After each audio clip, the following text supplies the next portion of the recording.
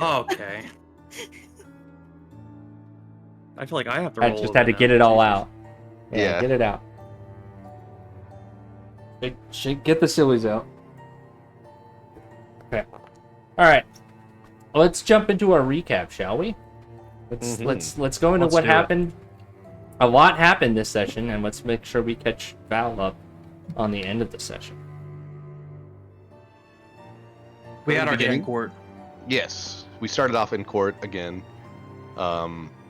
We were successful in getting Gus free from being imprisoned, but we were not able to like prove his, complete and total innocence during the case. We had to invite Toad back in because we sent Toad to go and find some evidence on our ship, which they did, and so we brought them back in. Remind me, Toad found the lock of hair, correct? That's right. Yes. And then so we used that to try and convince the court that there's a possibility that it was someone who was framing Gus instead of it being directly Gus. We weren't like totally successful in that. I don't think they super bought into it, but we did, I think, introduce enough doubt to get a ruling that Gus wouldn't need to be detained. That is accurate. I can't I'll remember. answer that question. Yes, I can't remember if what precisely happened during the court case.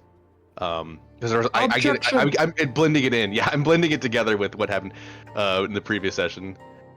But following that, we kind of we launched our own investigation, right? So after we got once they let us know that they were going to be launching another investigation, we couldn't leave the planet, but Gus wouldn't be imprisoned at least. We started launching our own investigation into the goings-on. Oh, we also had a conversation. Before that, we did have a conversation with the crew of the Brayless ship as well.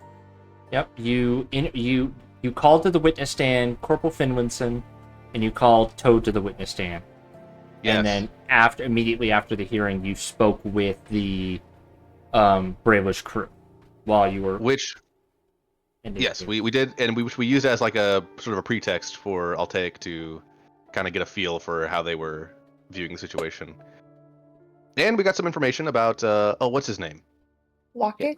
Locket, yes. Of The some more defector. Yeah, potentially at least. Seems pretty unsatisfied because Toad also had a conversation with them as well. And they're obviously going to be attending the meeting. Yeah, we kind of distracted the Brayless while Jabe. Toad. Yeah, while Toad talk to Locket. We haven't got to the meeting yet, but that's tonight, which is going to be real exciting. And speaking of Jabe, go ahead. Oh yeah, the hair. Mm-hmm. They're our prime suspect at the moment. That's right. Yeah, we We did did a some little, science. Yes, we did some forensics with the help of Savina, actually. And we determined that the hair could only belong to a few members of our crew, which I think we cleared them. It was really what's her name? Product that set it apart. Jules. With Savina. Jules, yeah. We determined it couldn't have been them, so Jabe is the only one who really fits the profile, but there's still a possibility that it was someone who's not on our crew. Because there's a big question of if it was Jabe, how did they get on the ship, and why did they do it themselves and not send someone else? Right. And what does this all have to do with the injured Warforged in the captain's quarters on the Brayless ship that Toad also spied out? And how would they know about Gus's grenades anyway? Yeah. Right. So lots of questions still remain. We might not have a traitor that actually did the crime, but we might have a traitor that is an mole. informant. Yeah. A rat. We need to check everyone's text messages. Give me your phone. Check signal. We did try to talk to the Chewingas to help us out as well, but that it wasn't very fruitful, unfortunately. They kind of drew a picture of a person leaving, so we True. knew that they did see a person leaving by themselves. Oh, and in our investigation as well, we one of the witness testimonies was that there was an individual with shining armor or who had like a Metal shoulder. yes, exactly, leaving the ship at the time of the explosion. So now we have a couple suspects and some leads. We decided to investigate outside of the Dragonhawk, to which I think at this point, this is when Moses, you had to leave, correct? I think we were going up to talk to the Give, and yes. that's when my internet cut out.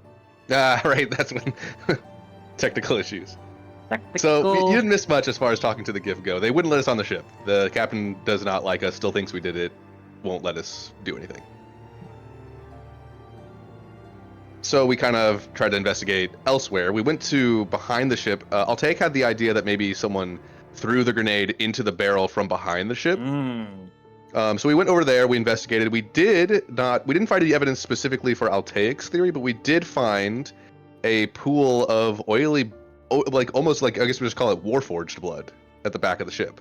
Oh. Like in this spot, I'll ping it for you if you want to zoom out. I'm pinging it. Yeah. Yep. I'm zooming So it's over now. here, not on the ship, but behind it. But the Ping blood again? mysteriously, here we go.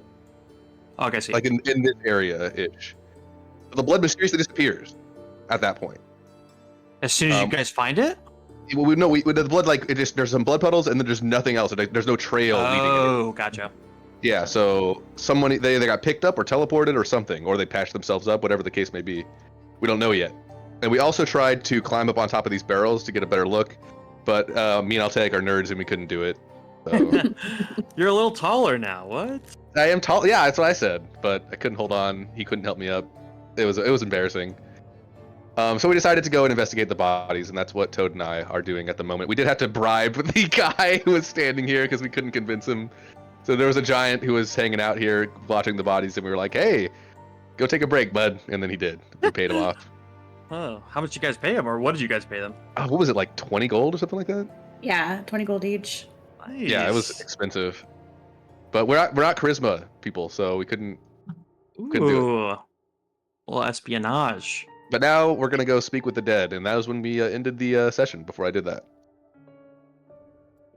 Absolutely, that was a well done recap. Everybody take inspiration for jumping in on that. Ooh, thank you. Yeah, absolutely.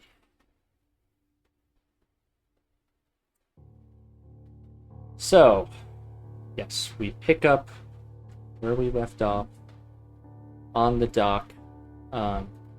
It is just past dinner time. Closest thing to that in the cyberspace equivalent on this particular planet. There's some transitionary time period delays on each planet that we abstract for narrative through points.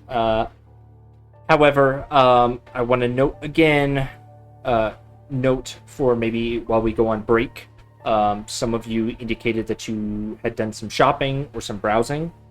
I didn't get any messages from anyone about any purchases made, but if you do end up doing something like that, just shoot a message in like D&D downtime so I can track something like that. Yeah.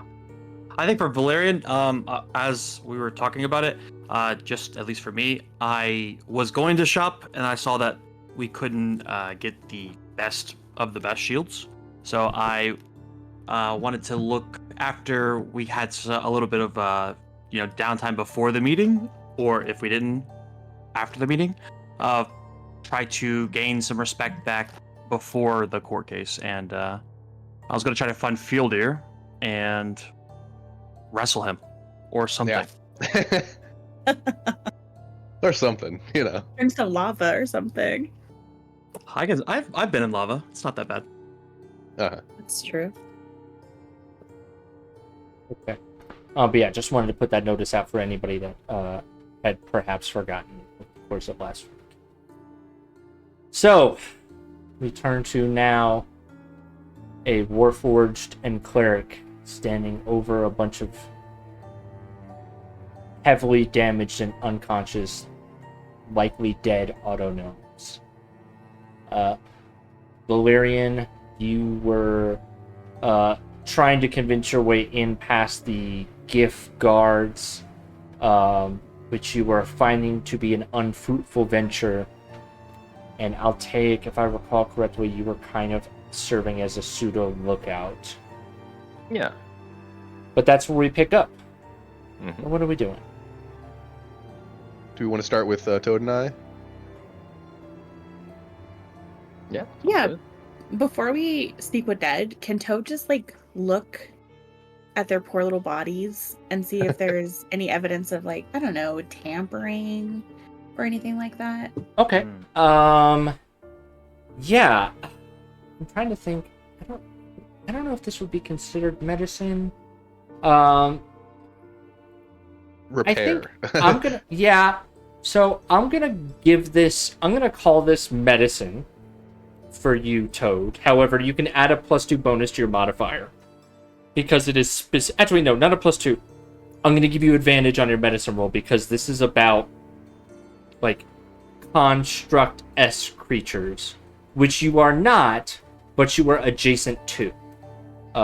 So I will say that this is something that you could have good understanding of due to their external makeup being somewhat similar to your own. Sort of like a human doing a monkey autopsy.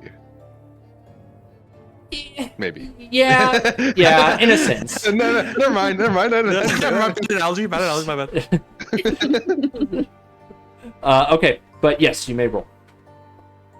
Oh, Okay. nice. 20. So with the 20, you're specifically looking for tampering of the construct makeup or the the operations of these Warforged? Yeah. Or I excuse think me, so. of these automations. Okay. I'm going to say you do not find evidence of tampering of their internal circuits, right? Because Warforged are primarily made up of wooden sinew and metal, and I'm going to say that autonomes are more like your stereotypical robotic constructs. However, instead of like wires, it may be like arcane runes, on the exterior or maybe somewhere the interior plating. You are not finding specific tampering of the autonomes. You're finding a whole lot of damage, which you can be sure directly correlates to the explosion in close proximity to these autonomes. They are not the sturdiest of individuals. They are not weak, but they are not the sturdiest. So Do they look repairable? that is an interesting question. Given In this your context, what would that mean? Yeah. yeah, so they are considered constructs for the sake of the word. Because of this, I'm going to say while you can diagnose and understand it, but perhaps heal, parts of damage to these creatures, either one of you could perhaps heal. Healing in this nature would not be the nature of casting, like, Cure Wounds. Cure Wounds would not work on an autognome because Gotcha. it is not a humanoid. So you may be able to extrapolate your pseudo-construct makeup to do something in that regard. However, this would much better befit what you're hoping to accomplish would be much better suited to be done by an artificer, and there's a pain of nostalgia in your mind that Alaric would have been able to do this with no sweat. Got another artificer on board. Maybe they could take a look. Yeah. Absolutely. Yeah, we could You drag. do.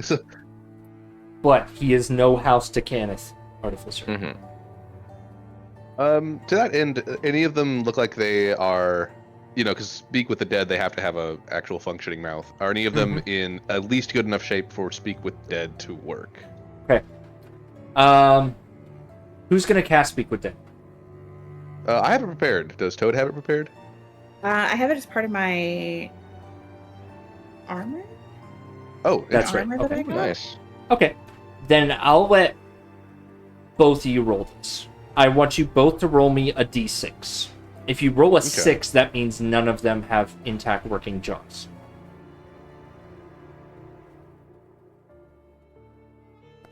Nice. Nice. Oh, Perfect. yeah. So, the top 2 have jaws in place for speaking still. The 2 autonomes to the top are within that point of repair. Remind me though, Speak with Dead, does it work on constructs? I think we litigated I think- this before. did but we? Let me double check. Yeah, we might have. It doesn't work. Let me see. Let's see. Corpse of your choice. Answer questions. Must still have a mouth, and can't be undead, which is a funny thing, but I guess whatever. It just Okay. can't be undead. I think is the only thing. Okay, then I'll allow it in Yep. this scenario. Yeah, so I would say it applies to constructs from here on out in this scenario. I think if it has a soul, if we're going to determine if Mhm. autonomes are ensouled beings, then Does would this be- unit have we a soul? determine it right now. yeah. We're Making gonna some find metaphysical out. determinations at this very moment. Before we do that, hey Toad, what questions are we gonna ask? Yeah, I mean, should we ask like what they saw? I get the feeling they're not gonna be able to answer very complex questions. Maybe like yes or no questions would be the best thing to go for. Okay. Should we ask them if they saw one of the Warforged that are getting repaired on the Brayless ship? Like That's a anything good that looks idea. like me, kind of? I'll act as a model. A beautiful model. Yeah, perfect. Oh, thank you. I've really been putting flowers in my wood. Yeah, it's very handsome. I gotta tell you. Have you been polishing the wood? I mean, it's looking great. Thank you. Yeah, when I started wearing clothes, I really like changed things up a little. And I put on this new armor and it made my wood kind of darker. Yeah. Oh, interesting. Hey, thanks. Hey, you look really good an inch taller. Thank you. I agree. I mean, man, you don't Although- think an inch is that big of a deal, but I mean, it makes a huge difference. Hey, every inch matters. Okay. Well, anyway, Your hands are maybe a little short now. yeah, that's true. I'm more like rocking capris at this point. All right. Yeah, let's ask it if they've seen a Warforged, and we'll use you as the example, and we'll see if that works. How And many you know what? questions Let's. did I get? 5? Oh, that's a good question. Let me double check that. I think it might just be 3. Has anybody seen Um, the Speak with Dead scene in the new Yeah. D&D movie? It's so funny. Yes. Yeah, this is all I can think of. It's up to 5. Yeah. I have Okay. not seen that, so I'm gonna be reenacting that unintentionally at this point. We'll find It's out. a really good movie. Highly recommend it. Yeah, It's it on is great. Netflix. Okay, yeah. So let's establish the rules. The corpse can't learn new information, doesn't comprehend anything that happened after it died, and can't speculate about future events. And its answers are usually brief, cryptic, or repetitive. And it's under no compulsion to offer a truthful answer if I'm hostile to it or it recognizes me as an enemy. Okay, but yeah, it's only 5 questions we get. Okay. Okay, so the have first you one. Seen a Yeah, go ahead. Warforged? It's the first one, right? Have you seen a Yeah. Warforged? Yeah, well, let's be specific. Have they seen a Warforged on the ship before the explosion? Yes. And then Mm, what else? Um. Should we ask about the? How about maybe we ask them? Did they interact with any of the Brayllish? Oh, good question. Yes. Although Have they been in con? they Yeah, were, go ahead. they were gifts from the Brayllish, right? All the autognomes. That is right, isn't it? Mr. GM, would we know that? Would our characters understand Your that, characters or- would know that, yes. Captain Jabe or one of the other Bravos crew indicated that the autognomes were part of a deal between the Fire Giants and the Brayllish. Okay. Maybe it's So more. Did the Brayllish ask them to do something? Right. Did they receive orders from the Brayllish? Well, did they receive orders from the Brayllish? They'd answer yes. The orders were to go and help on the gift ship, right? In that Yeah. case, we wouldn't really learn much. What else? How else can we word that? What about? Were you given any orders to sabotage the gift? Okay, yeah, that's a good one. Did you? I'm gonna write these down, by the way. Me too. Me too. Yeah. Oh, nice little notebook, Rick. Oh yeah, I keep this around me at all times. I noticed. That's Yeah. canonical. If we ever get character art done, I want Rick to be holding that little Polly Pocket notebook. Or it's just like it's in the side pocket, you can barely Yeah, see it. like on pick the it- character model. popping out of your pocket protector. Yeah.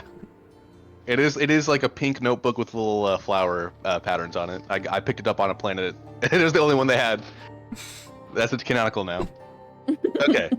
So we have 2 questions so far. I guess we don't need all 5, but I mean, can we think of anything else? If we have extra questions and they're not about the sabotage, should we ask them if they want to come back to life. Oh, geez, yeah, that's heavy, but I yeah. just think it would be like, like maybe they are. I don't know what happens to autonomes when they die. Maybe they're happy on the other side. I hope there's an autonome heaven. There's got to be, right? I mean, you're a man of faith. There are many spheres and realms beyond our understanding, so it's possible, yeah. Right. I just think that's important to me personally. Toad. So the thing is, they're not gonna be able to tell us anything about what happens after they die. So I guess we can neither confirm nor deny any theological questions at this point. But I guess we could ask if they want to be repaired. Yeah. And we have 2 specimens here. I mean, if you want, we can also ask these questions to the other one and see if we get a different answer. Yeah, that's a good point. Because maybe one of them saw something but the other didn't. And we can get some confirmation as far as that goes. I got 3 questions so far. Only 2 of them related to the crime in question. Anything else we could think of? Can't think of anything else. Maybe we'll know something in the moment based on an answer that they give us. What would Altaic want us to ask? It's almost like I can hear his voice. Hold on, let me concentrate. I'm assuming he cast that spell on me where we can talk to each other. And Toad's gonna try to talk to Altaic at their mind, not knowing if the spell's working. Altaic, what question should we ask? Oh god. He's not there. Oh no. He's dead. Oh god. I think you guys covered it. Depending on what they say, you'll probably have more detailed Oh, that's a good follow-ups. point. That's a good point, Altaic. I can also hear you. Yeah, we should let's see how these go, and then if we need to ask more questions, we'll ask more questions. Otherwise, no big deal. Mm-hmm. Do you think Valerian would have any suggestions for us? I can imagine it in my head right now. Ricky, if I was asking the questions, it would be something like, are all the other Warforged infected? Was there some virus? It'd be a lot to ask, Rick. Anyway, back to the coffee. Okay. I'm gonna say that unless told otherwise, I'm assuming Valerian is kind of low-key keeping the GIF north of the ship kind of distracted, and Altaic's the second line of defense. Oh, that's a good point. Yeah. Yeah.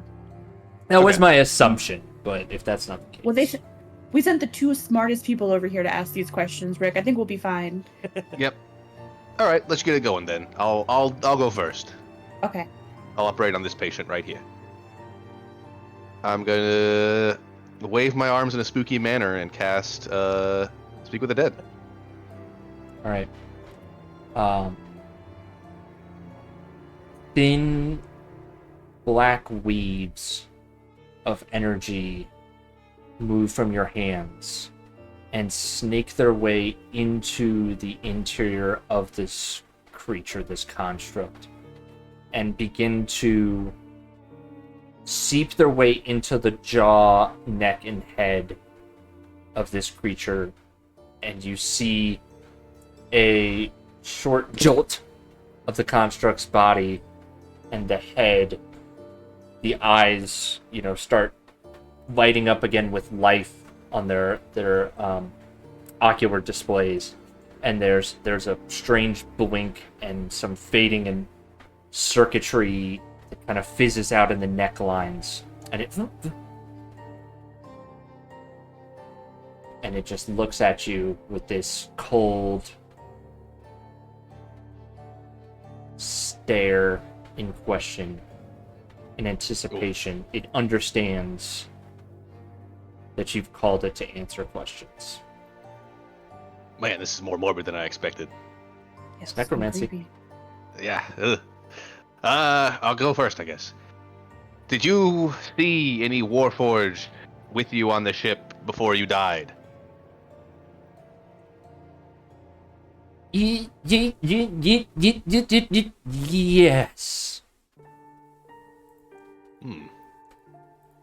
Did you receive orders to sabotage the gift ship? No. Yeah. Okay. So, do you want to follow up on any of those? Did you receive orders to sabotage the Ondarians?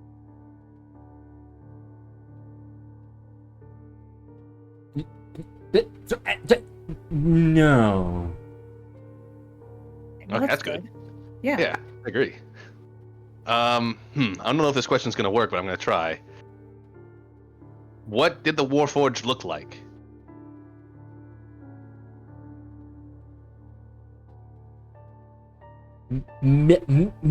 Metal Yeah. Okay. and gold on forehead. Head. Oh, that's very good. All right, write that down. Write that down. I got it. Okay. I guess. Question number 4. Wait, no, that's question number 5, isn't You have one more 2, question 3. remaining. Yeah. it? Go ahead, Toad. You can Did go. you ask that question too? No. That is exactly what happened in the D&D movie. I shall Gotta be spare careful you. about this shit. I was half Toad expecting you. Oh, go ahead. Sorry. Oh, go ahead. I was gonna say I was half expecting you to say, "Oh, that was one question." Whenever he asked Toad if she had any, or if they had any questions. Yeah. I may do that one day if I'm feeling like a dick, but not right now. Toad kneels down and gets really close to like cradles the head in their hands and is like, "Do you want to be repaired and come back?" There's a pause.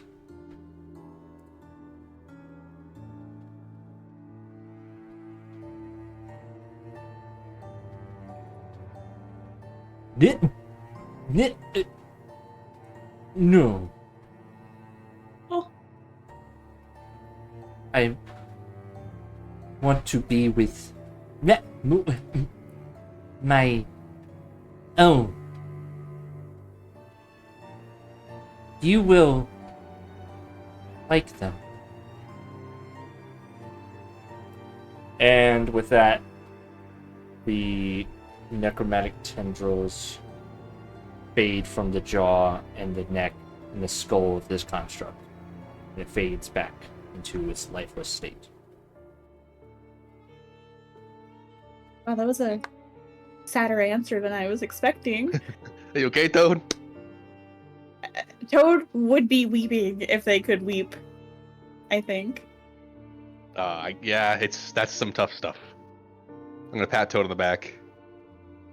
So it's good that they're... What did they mean? I will like them. Oh, let's not think about that right now. Okay.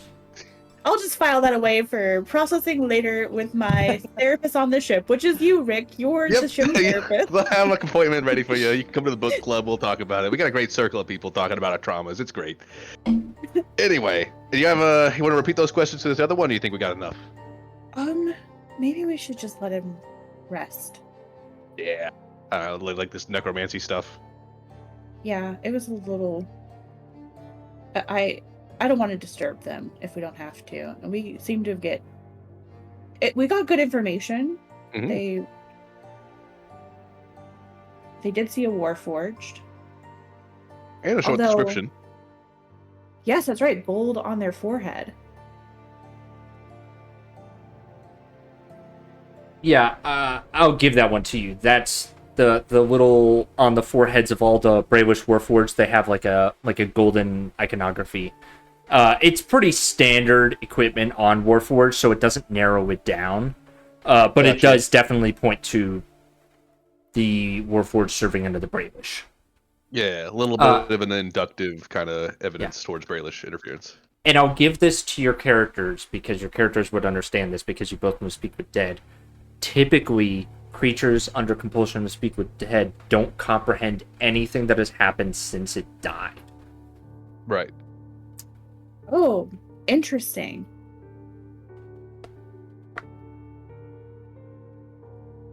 All right, I'm still filing that trauma away for later to talk about. Yep. Okay. Well, I guess we should go get the others. Yeah. See if we can figure out if they've got any information, or we can put our heads together, figure out what to do next. Before we leave, Toad will use the staff of flowers to make a couple forget-me-nots and lay them to rest next to the dead auto gnomes. Oh, Oh. that's very nice. It is very nice. Thank you. And I very in just line figured with someone should Toad. honor them. Please take inspiration. Thanks. Looking out for your fellow pseudo-mechanical... Friends. Okay. Mhm. Come on, Toad. Let's find out who did this for their sake. Yes, I think we should. Even if I'm gonna it's hop us. down off the dais, whatever you would call this. How Yeah, tall it's- is this? It's like a 3 or 4 foot drop. It's not terribly large. It's just an extension of the platform here. So Rick, do you need help Gotcha. getting down? Are you good? No. Sorry, you're That so extra- much taller now. I forgot. Yeah, exactly. Come on. Yeah, during this time, I think Altec will have set up a detect magic ritually. okay. That. You know, just to further enhance whether or not he thinks like anyone is watching or is like trying to like otherwise like scry upon them. Okay. It's a short radius, but Yeah. it's an excellent concern. You find nothing in that zone outside of what you would expect. There's some partial enchantments on the crane itself for like durability. And you're picking up, I think, maybe a corner of the giant bombard. So you're definitely getting some what's that school of magic? Evocation and enchantment magic out of the cannon itself. But in this spot, there's nothing else that is popping up in your mind. Gotcha. Besides your companions glowing like Christmas trees. I'm stepping in and out of Ooh, the welcome back. radius over and over again. Oh. How are my favorite necromancers doing? Yeah, I don't like that word for us. Oh, Yeah. Rick, Sorry. stop running into Excuse me, get away. I'm sorry. The dead speakers, then. Well, I'm the one who did it. You have to put it on Toad's plate. Oh, wait, It was unpleasant. I gotta be honest. It was kind of gross, but I did get some information. Oh, okay. Well, Mostly confirmation that it probably is Brailish involvement. The Autognome did describe a Brailish Warforged, but doesn't narrow it down to who specifically it is. well, then we know that we're following a solid lead. I mean, some Warforged repairing themselves in the captain's office, involved in an explosion on a ship. Wish we could find out exactly who those two were, but I don't know. Gotta do some more investigation. We could. We could go to the Brayless ship if we so wanted. I don't We think they'd have let us official. on. They probably wouldn't just let us go on, though, right? Well, it's a matter of sleight of hand, I suppose, and we're already committing to a level of Okay. subterfuge, cloak and dagger. True. We're not above that. I'll admit it. Exactly. And Toad is quite experienced in espionage of this sort. I could try to go back if You've they're done it still once. there. Or maybe they'll appear at the potato.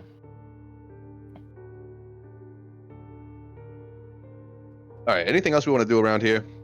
Unfortunately, we can't do anything with the bloodstains anymore. I don't think, right? I haven't detected anything since no extant magic beyond the base levels we expect. Ah, wait. But Toad is tall. Toad, can you get up on these barrels? Oh, sure. Should I could just. And Toad turns into a tiny little owl and. Oh, yeah. That's actually probably a better idea. Yeah, it's 15 feet up the barrels. They're big. Check around and Yeah. see if you see any like footprints or debris or blood or anything up there. Yeah. Yeah, Toad will turn into the little owl, like the Yeah. little barn owl, Yeah. and fly around and get a bird's eye view. Okay. Y'all killing me. Okay. Yeah, go ahead and make me a perception check in owl form. If you want to pull out the token, cool. If not, we can use our imaginations. Absolutely, I can. Hold on. Let me. I should have been prepared for this.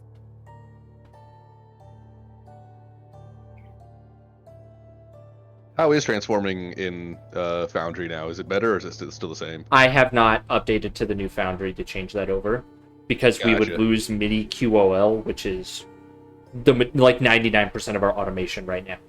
Oh, So, jeez. Okay. Your bleps Yeah. would be broken. So until at bare minimum that mod is updated for the new one, we're not moving over. Yeah, So- makes sense. I don't know why I it get- rolled. It rolled it. Perception checks are hidden to me. I can see Okay. it. Okay. All right. So you're looking on top of the barrels for like any sort of evidence. Yeah, on top of the barrels, if I can, like, maybe look at the front or Yeah, the back how- side, how whatever side of the close- ship this is. Yeah. How close do you want to get to the ship? Because now you're potentially getting detected by the GIF. Could I just fly on top of this crane? I'll allow a vantage point from that. I'll allow make me a stealth roll, but from that crane is not going to be too difficult. Okay. Okay. All right. So on top of the crane, you spot the blood splatter previously, which was like right around here, which you recognize and understand like Warforged, like blood and like it's a mixture of like would you say like sap and oil? I like that idea. Mm-hmm. Yeah. So Warforged you juice. see that already there. You see another of it here, and you see one more actually to the north, past the crane by the set of two barrels above you, right about here. We missed But that as that occurs, you hear one of the GIF soldiers point to you. Intruder! Toad flies down. Okay. All right. Where are you flying down to? Your party? Oh. No. Toad's gonna try to fly this way. Okay. Smart. I'm gonna Leave put him away Toad up from us. here. Show me where you move Toad. Toad goes like this direction. Okay. All right. And what do you do when you get there? Are you trying to hide again, or are I'm you trying to just hide. Yeah. Okay. Give me another stealth check.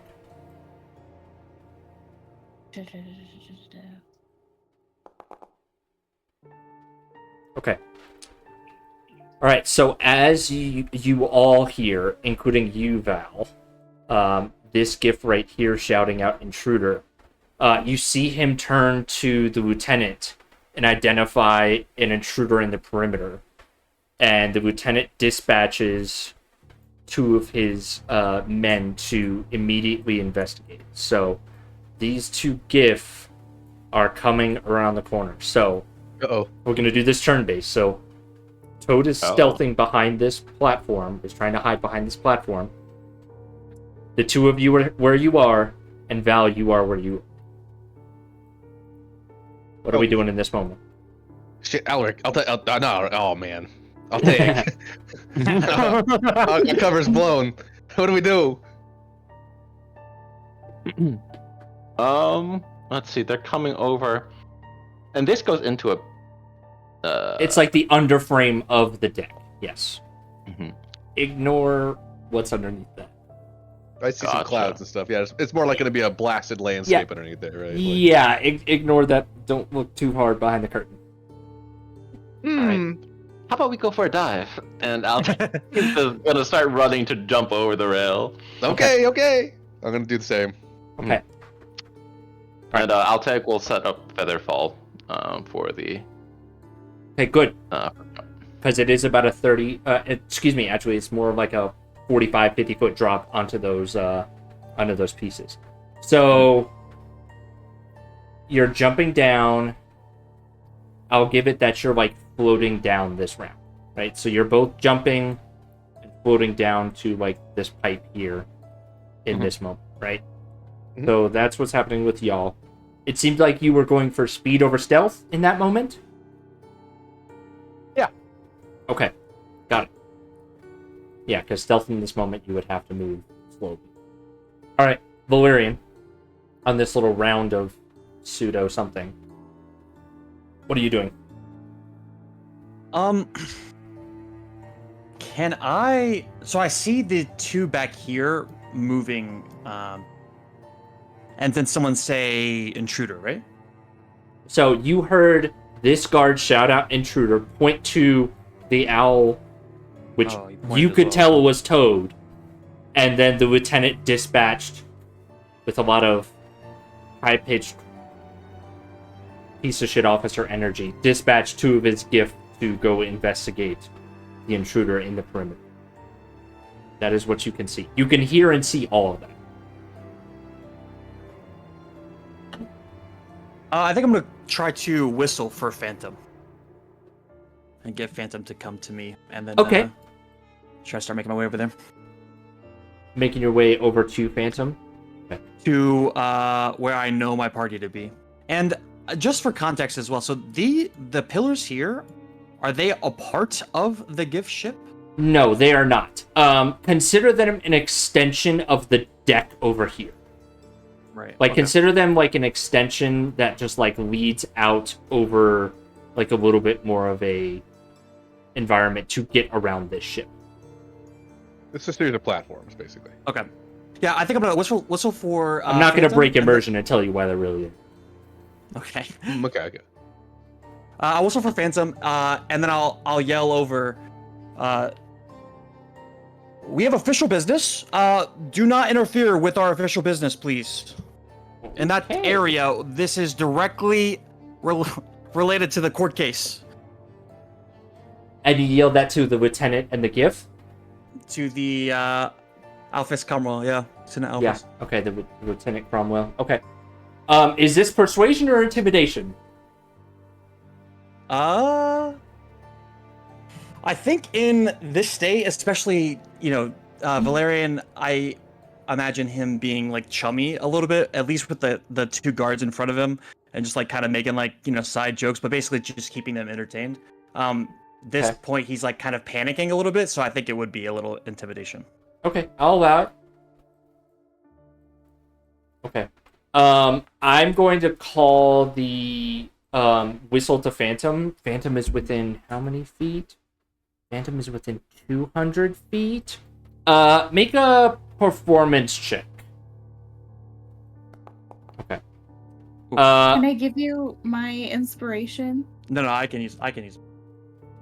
I got a couple. I was gonna use it for the first roll.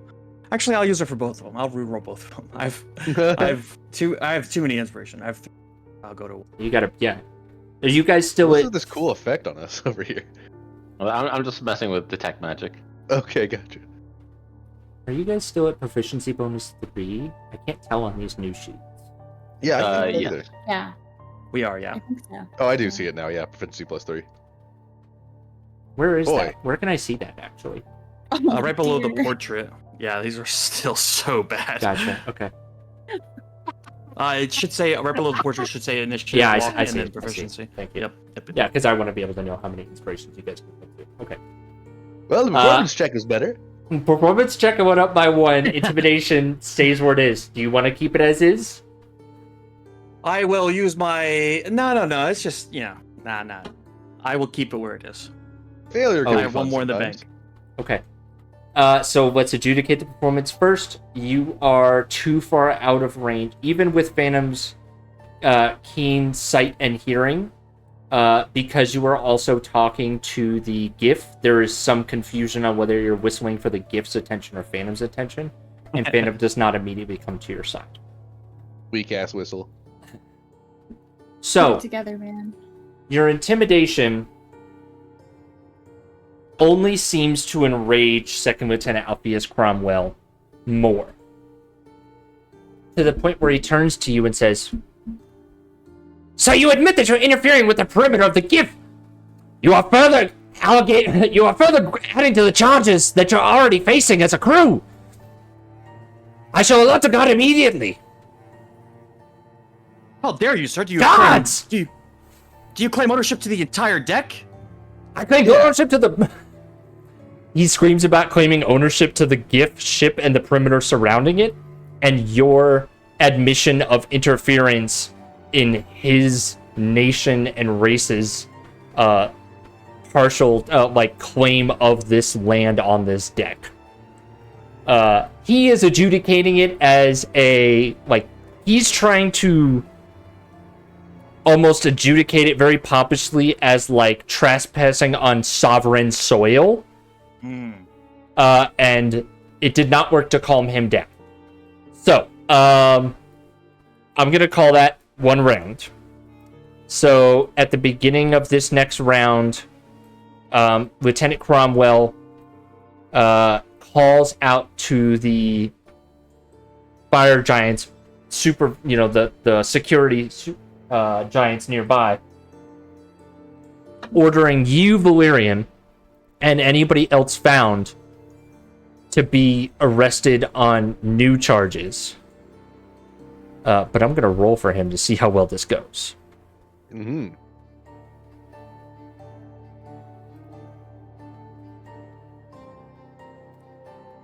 Go ahead and make that public. Ooh, no, that's not good. I will use my last inspiration, if I am allowed to make You can. him reroll. You may. Okay.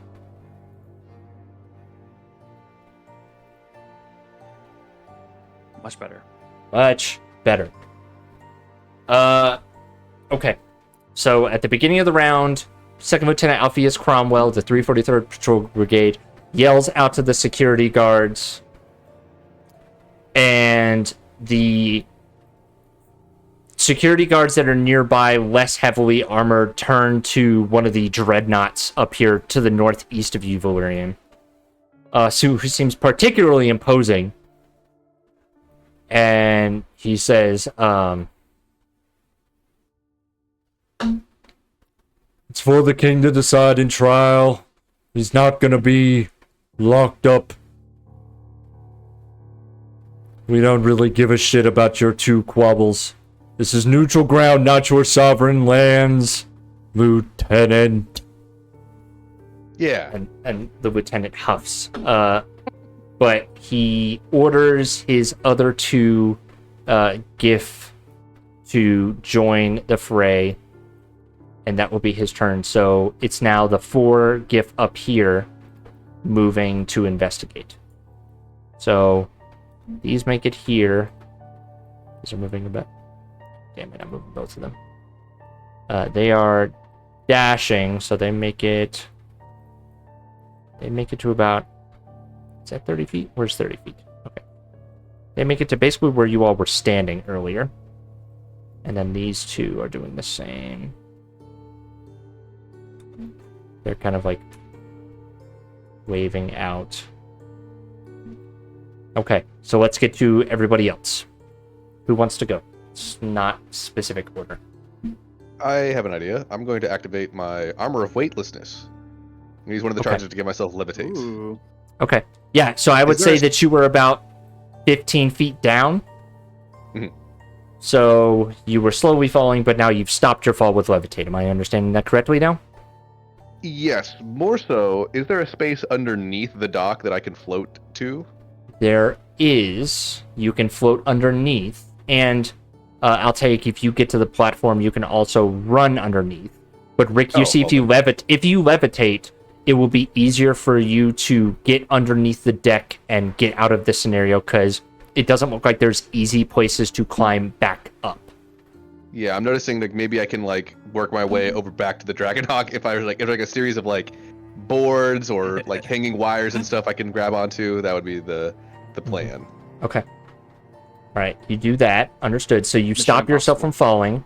You still have your movement. Does levitate let you move side to side? I can't remember. If not, if I can grab onto something to move myself, that's what I would do. I would say that you've stopped. And by pushing or pulling against a fixed object or surface. Let me look at levitate. Let me just I Google it. don't have it in my spell list, so I Yeah, can't let me look it up, just- unfortunately. I'm just gonna look at it real quick. Target can move only by pushing or pulling against a fixed object or surface within reach. I will say that at your point of descent, you can kind of like upside down spider crawl on the bottom of the deck here. Yeah, that's exactly what I was thinking. Mm-hmm. Okay. How long does Hey, this come on. last? This lasts for 10 minutes. concentration up to 10 minutes. Mhm. Okay. All right. What's everybody else doing? I will note for Toad's sake that the two gift that were originally pursuing you are heading in the direction that you flew. Okay.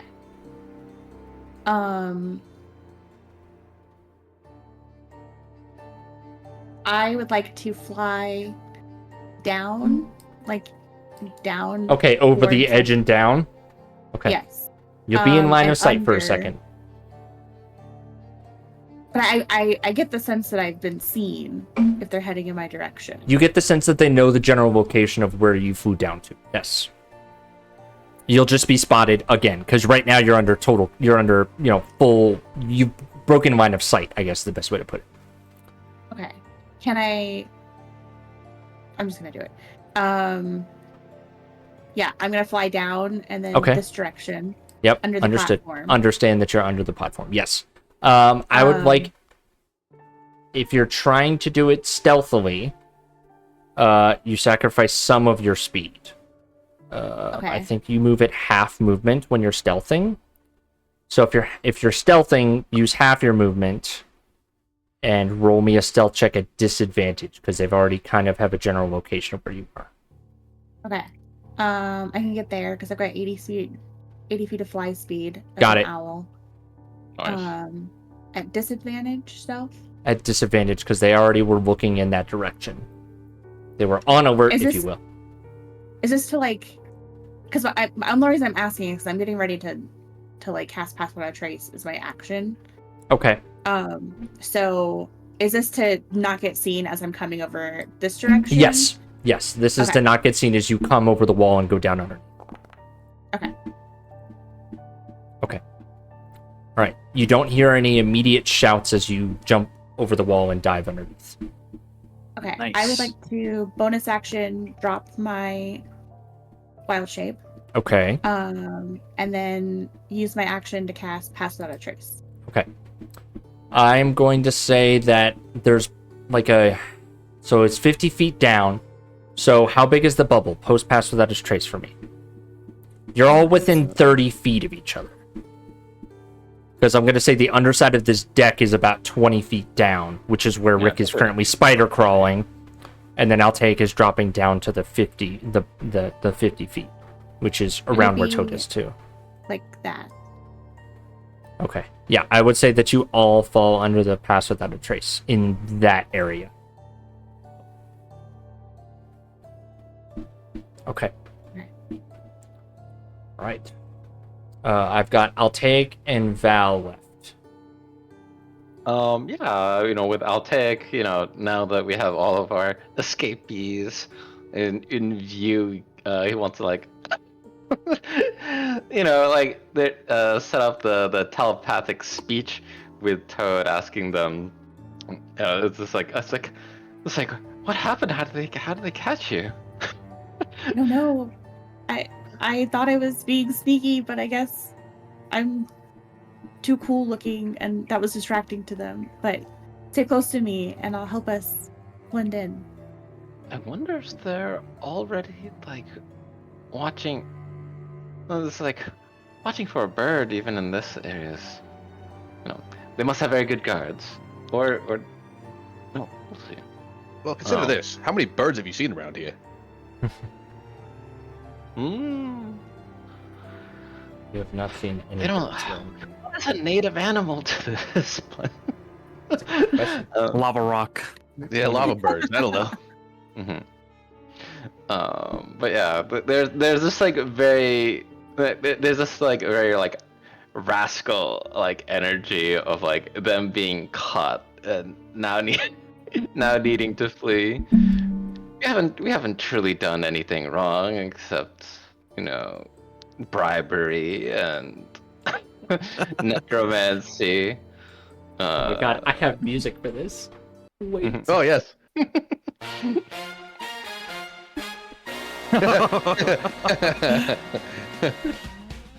Okay, alright. I'll take. What are you doing in this escaping the silly guards hijinks? Okay. Let's see. Do I have?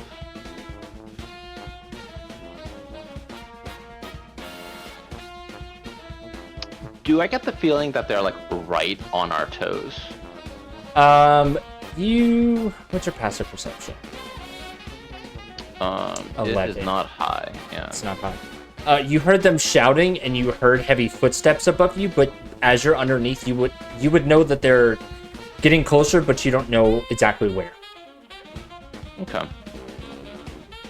Well, we have passed without a trace, so we don't need to scatter, but we don't need to run back to our ship and lead them back to the Dragonhawk. Let's explore while we're down here. Maybe we'll find some other clues. Okay. So what are you doing? You are currently at about 15 feet north. down this thing. So you Go ahead. Yeah, let's not drag them back to the Dragonhawk and implicate us any further. Yeah,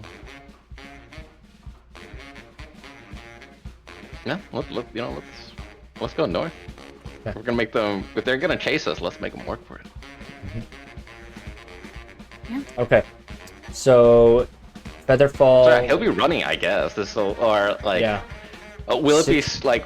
Is it the intention that's 60 like feet super per loud round. that even with the work of the dock sound that his like footfalls will be like. I assume that you all, the three of you, were going to be moving in a unit. Yeah. So it would be a group stealth check, or like a stealth check of all of you to move further in this bubble of pass without a trace. So if you want, you can jump a little bit ahead and roll your stealth check now. But if you want to do anything else with your action or anything of that nature, you've touched down on the ground and are moving north.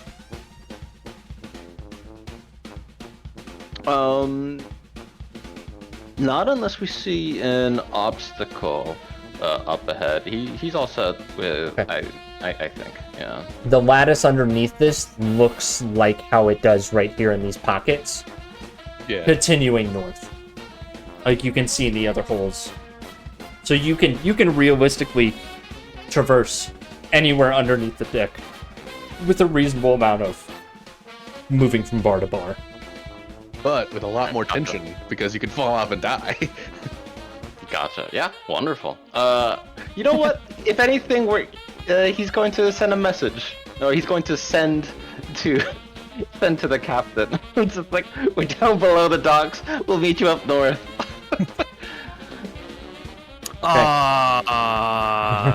Hey.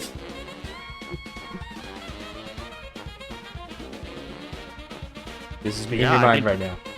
Yeah. Yeah. I was just like, we'll meet you up north. It's like, try to find somewhere where we can come back up. An elevator, a stairwell. Valerian looks down under the ground. Then he looks north. Is there what's up north? I guess. Like what's up here? In the What's void. up where? Oh, North. So yeah, I'm gonna say that the best way I can describe what's underneath this dock is not space. All right, full disclosure, couldn't find a dock on a lava planet. Yeah. But everywhere you see space, imagine it to be either craggy rock or like lava streams. So where you see space, imagine more lava. Mhm. So that is so what's north, underneath. like of the like at the platform up here. Is it just like entering the town basically, like the shops and everything? Yeah, so going west on this map would head further into the town, but this is kind of on the outcroppings of town. Gotcha. Okay. Yeah. Yeah, But yeah, Valerian will... there's nothing else to the east except for a couple more empty dock slots. Okay. So this is kind of like the end of the dock meeting. Yeah, this is kind of the end of the... Yeah, this is kind of like the edge of the spoke, Gotcha. if you will. Because the city's kind of designed with, you know, like a hub and spoke of a few different dockings. You saw that when you come in. So. Okay. Valerian will look back, expecting Phantom, seeing that Phantom's not coming. He'll whistle again, like, very poorly. And then, just, Phantom, come here! Okay. Alright, give me one more performance check on calling Phantom to you.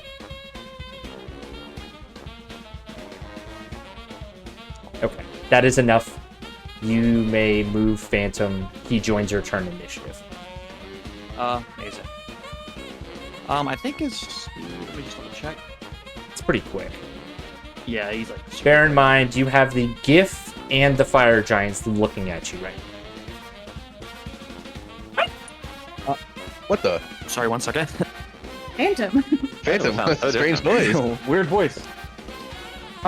Okay, so yeah, I will, I'll move Phantom, I believe it's 60 feet, so he will move Phantom and a dash. has 80 fly speed. 80 fly speed. Oh, 80. Yeah, he's... God damn. Yeah, he moves quick. Neom. Right there. Valerian will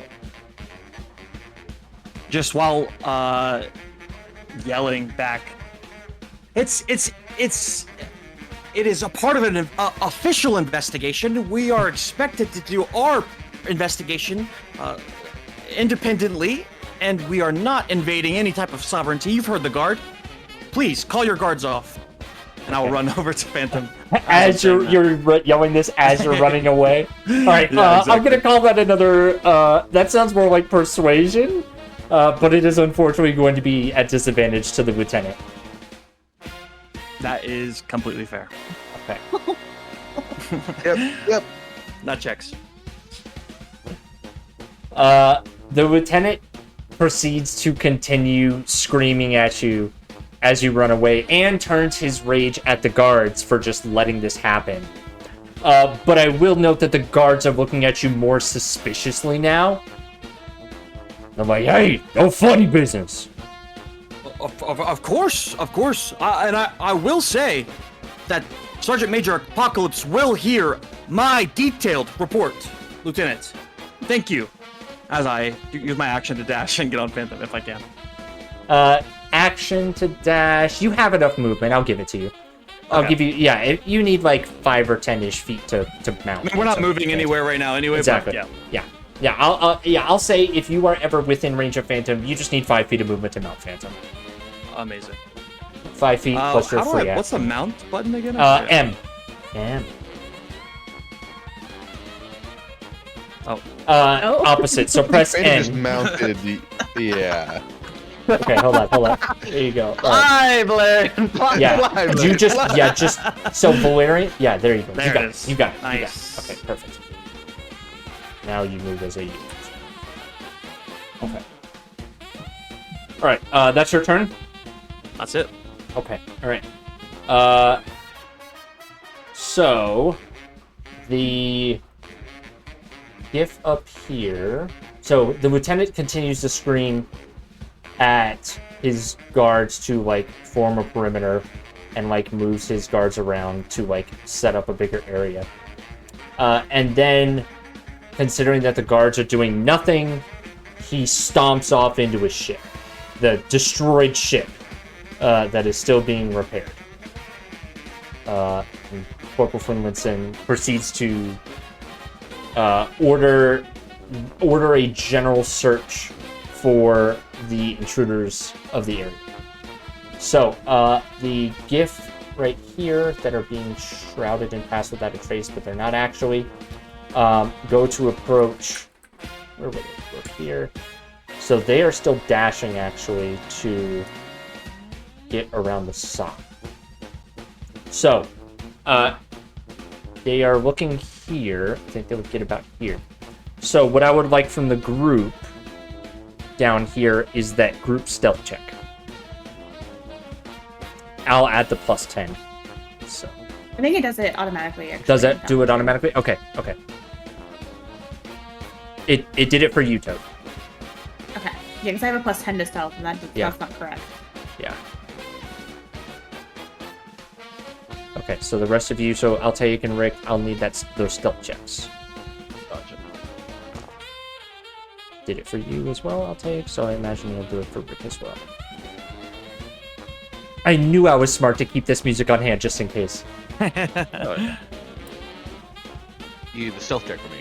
Yes, stealth check for you. Okay. Gotcha. It's just buying time while I look for it. There we go. All right. Did that roll? That rolled. Yep, I see it. Okay, yeah, cool. all the stealth checks are the dice don't come blind back to for me. Yeah. Yeah, they don't come back for you. Yeah, I can see it. Okay. They run down here and they would use their action and dash, so they're not quite around the corner yet. But the other two begin to spread out. So one of them goes this way. So we would probably made it a little bit further. And the other one goes, seeing that aspect is covered, goes this way. Runs down this way. And the corporal yells at or not yells, but like gives orders to one of the privates to go fetch the detect magic wand. Val, you can hear that. I think the rest of you could not. Yep. But one of the guards runs into the ship as well. Okay. Wait. They have a detect magic wand. I thought they said they didn't have that in the trial. When you Crazy. discuss things, you discussed invisibility. Ah.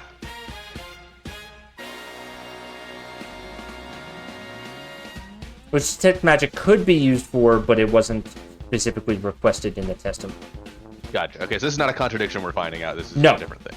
Well, Yeah. it's a skirting for sure. Yeah, it may not. This wand may not function like you're thinking. Okay. So, this is a different race with different magical items. So, That's true. it is not a. You did. I am not contradicting what you learned during trial. Gotcha. Yeah. Understood. Okay. All right. The four of you. It's back to y'all.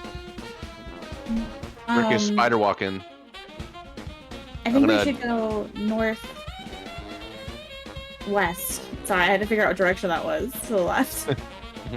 Toad will Northwest? say, as Rick crawls Okay. away. Where specifically? Hold on, let me do my measurements real quick so I can dash. Like due northwest. Yeah, maybe. If that sounds good to everyone else. Rick is spider walking that direction. Okay.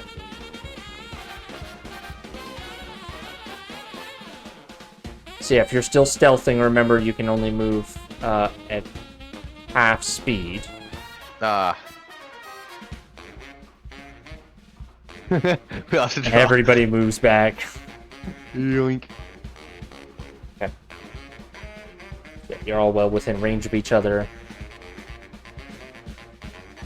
So that was actions and movement. Is anybody doing anything else besides just the three of you scuttlebutting underneath the bottom of this deck? I'm Do you good. think they'll fight us if they catch us? I'm almost looking forward to it. Oh no. They're not gonna catch us. That's the kind of thing you gotta have right now. Agents of Chaos, the lot of you. Mhm. Do you think we should just go directly to the potato? Oh. Why not? I mean, maybe we can lose them in the city. Yeah, we'll get more cover there. Let's go to the city. Wait, didn't we want to go and get on the Brayless ship anyway? Maybe we should wait till things die down a little. Oh, but now it's such a good distraction, isn't it? I have to send the captain a whole new message. Okay, fine. Go to the, No, no, go to the it's fine. potato. It's fine. No, it's fine. Okay, so bear in mind you already used your action to dash, so that'll have to be Yeah. the next time around. Yeah, well, I'm just talking. Yeah. Gotcha. Okay, So we're sneaking. yeah. Val and Phantom. We are going to.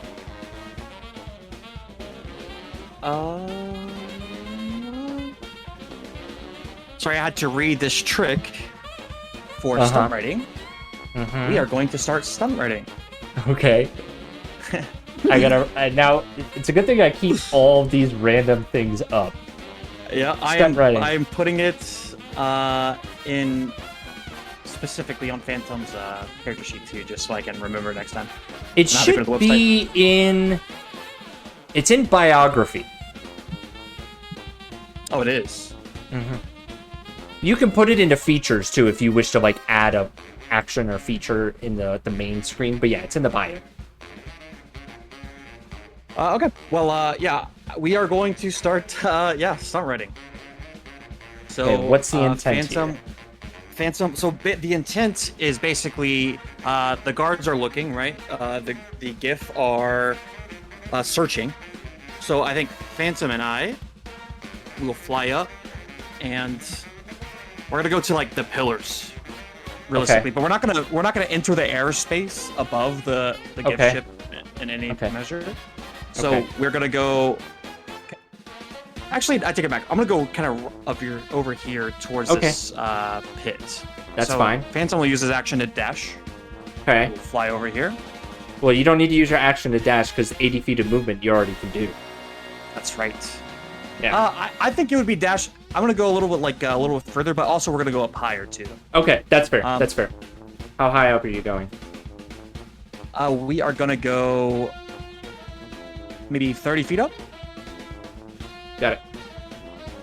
and in doing that, Phantom. Whenever we're leaving the ground, Phantom is. It looks like he's jumping off and spreading his wings, but then with Valerian on his back, does a front flip into a glide just above the ground, starts soaring over Okay. towards the crevice over here, and is kind of spinning and just showing off, really. Okay.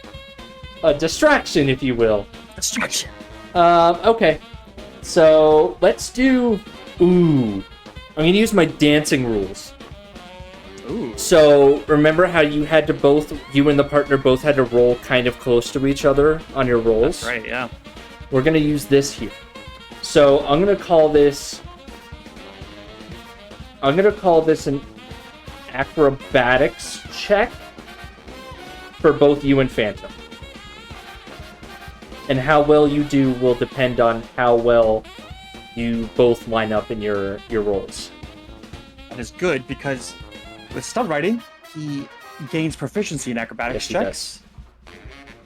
And so Which is perfect. it may not be on there. Let me edit. We can fix that real quick. He gains perception on the acrobatics. He's now proficient and dexterity saves. So let me make that change to dexterity saves too. Okay. Phantom sheet has been updated, so you should see Oh, acrobatics pop amazing. up there in skills. Okay, so acrobatics for Phantom, and then for Mr. Larry. With the +0. Love that. Okay. So Phantom is like showing off, and Valerian is just holding on for dear life right now. Yeah. This being the first time that they've done something like this. The crowd around you, which is already highly suspicious of you, now thinks that you've called in a bird that is now, like, acting wildly and maybe out of control. The guards were already suspicious of you, but now they're yelling for you to get your beast in order or stow it back on the ship. The GIF seem like they understand what you're trying to do and are ignoring you. and they're focused on the protection of their ship and detection of any trespassers. Because the guards don't want to arrest you, but the GIF are probably going to try to arrest you. So, that's the party's turn. So let me do this. Before I determine anything, because you can't see what's going on above deck, and you're kind of out of hearing range, the three of you underneath, let's just do the three of you first. Okay. What's your intent here? Are you fleeing into the city? Are you going more north? I think we're fleeing into the city. Yeah, sounds like it. Okay. Are you letting Valerian know that? Someone Oh should. yeah, sure. If we're gonna be making it, yeah, I'll spend another setting. Okay. Change of plans, Captain. Yeah, what's the change of plans? We'll meet up back at the potato. We'll lose him in the city. Wait for it all to blow over. Okay. Wait, what was that last fight? Pull over. Wait for it all. The Winchester. Oh right, yeah. Oh, Wait for it all to blow over. Gotcha. Yeah. Having 3 fights? Oh my god, I forgot about that movie. Okay. Alright. If that's the case, the three of you fleeing would not be caught up in time to determine whatever this wand that the GIF is coming out with. So I'm gonna end the funny music now, because I think we're out of like pseudo turn-based. And I will say though that this will count as kind of rolling initiative for your full rest capabilities. So next time you all long rest, you do in fact lose that temporary HP. So just bear that in mind. Sure. Okay. All right. So the four of you eventually make your way. Well, I guess 5 of you. Val? What are you doing with Phantom? Are you flying Phantom into the city? 100%. Okay. All right. Well, are you just flying west, like above the deck, past the toll booth? I think once Valerian kind of gets his grip, like gets his breath too, because he was definitely scared. We'll get on ground and just Valerian mounted, but Phantom walking. We'll go through the standard toll booth and all that good stuff. Okay. So between the two of you, I think it'll cost like it's like 2 gold. For the toll into the city. They make a lot of money off this. Okay. Do you mind? Can I give you an IOU? I don't have any. I think I left my gold pouch on my other cloak. I'm gonna need a persuasion check, my boy. Come on, I've been rolling like fuck. It'd be so funny if Valerian's the one who ends up getting arrested here.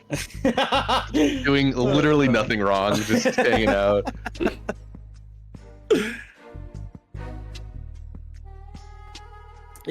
Are you rolling with that 3? I have no inspiration left. Listen, okay. My ship's right there. You know, we're not leaving. We're under order from the king not to leave. We'll not be leaving. And as soon as we walk out, I'll walk out this exact same way. And I know your face. I'll give you the 2 gold, okay?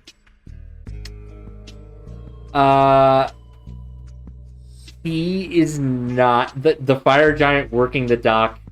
Unfortunately, is not buying it. To the point where you're going to need to give an item up of fair value worth at least 2 gold in exchange to pass through. For a second, Valerian, I thought you were offering the Dragonhawk as collateral. Money. Look, you're taking my shit. Right over there.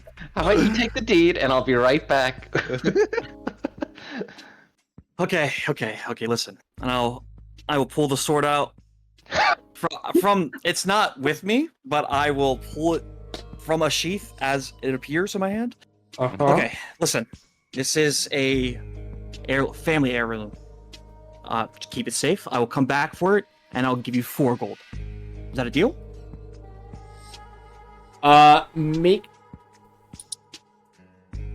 He's insight checking you, so make me a deception check to hide what you know about this sword. Not great. Oh wait, that's private actually for now. Okay. He crosses his arms. He says, "You wouldn't just give up a family heirloom for no reason for 2 gold. What's the catch? I'm not buying it. You're gonna need to give me something else, something real. Or you can take your happy ass back to the ship for all I care." This guy's an asshole. Okay. You're stuck in customs. Okay, listen. This rope, okay? How about this rope? It's a rope of it's an enchanted rope that has to be at least worth 2 gold. But I'll come back for it. 4 gold in your hand tonight. And as an added bonus, you will be the only one, at least the first to know, that Fjoldir might be taking a bit of a fall to a human. I'm gonna wrestle. I heard. Get going. I'll hold on to this until I have coin in hand. Yes, sir. You're so generous. Okay. All right. Can we take a quick? Can we do a 10-minute break right here? I'm gonna. Can we take a 10-minute break and we'll get back to the potato after this? Yeah. Let's do it. Yeah. Okay. All right. Back at 20 then. Mhm. Anyways, we're back live. ADHD. Yeah, it's that gotta hit a. Gotta love it. Okay. As 3 of you kind of sneak into the city past the escort, and one of you puts up as collateral a pretty valuable magical item. Yeah. It's definitely worth probably close to 1,000, if not more gold. You find your way back into the city of Sulat and the Sulat foundries in general. And your intentions at this hour of the day, which I would say is probably getting closer to like 8-ish evening times, your intentions is to head to the potato, correct? Maybe we should have dinner. Do you think they have dinner at the potato? Yeah, like lava dinner. I mean, you guys have to eat. I am hungry. Yeah, let's go. Let's get set up. You don't want to. You don't want to set up a stakeout with on an empty stomach. That's the worst. I do want to. I think it's a good idea. I want to meet more, beings here, people here, I guess, because they were selling really nice shields at the store, and they every time I asked, they said no. So I think we need to, make ourselves a little bit known in a more positive light. So I think that's a great idea. Okay. We'll don't be have a lot generous. Generous guess. Oh, I was just gonna say we don't have a lot of coin. We have a little. We've got some ship funds. I And I've did got give my coin. rope away, so just like to get in. Wait, what? You gave it away? It's like 2 gold, man. I don't have. Gus is usually the. Wait, you don't have 2 gold? All my gold I either keep on the ship or it's in the bag. I Rick always pulls figure out like, what his do I purse. really need? I money got for? 300 gold right here. There's a fat oh. stack. I was about to say, Yeah, I you love don't just that, like, carry- I just carry this the around. balance. A couple, like maybe 10 or 15, 20 maybe. I'll cut him 4 pieces of gold. Valerian, are they not paying you? I think the rest of us are getting paid. Are you getting paid? I think I just deferred all of my payments to the ship.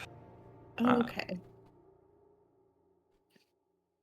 I feel I like also it think would they're be still giving me first mate pay, if I'm honest. But I really checked into it, but maybe I should. I will give you literally 4 gold, by the way, if you want to add 4 Yep. gold to your sheet. I take 4 gold. I'll add 4 gold. and That's Rick's nothing to writing me. down That's on nothing his to me. ledger the debts owed. Yeah. Interest rate of 150% over a period of 4 weeks. Okay, Okay. anyway, let's go. I'm very curious, without looking at all your sheets. Rick has 300. Val is broke. What about Altaic and Toad? Like, how much pocket change do you guys have right now as a party? Not counting About ship 20. funds. I got betting money.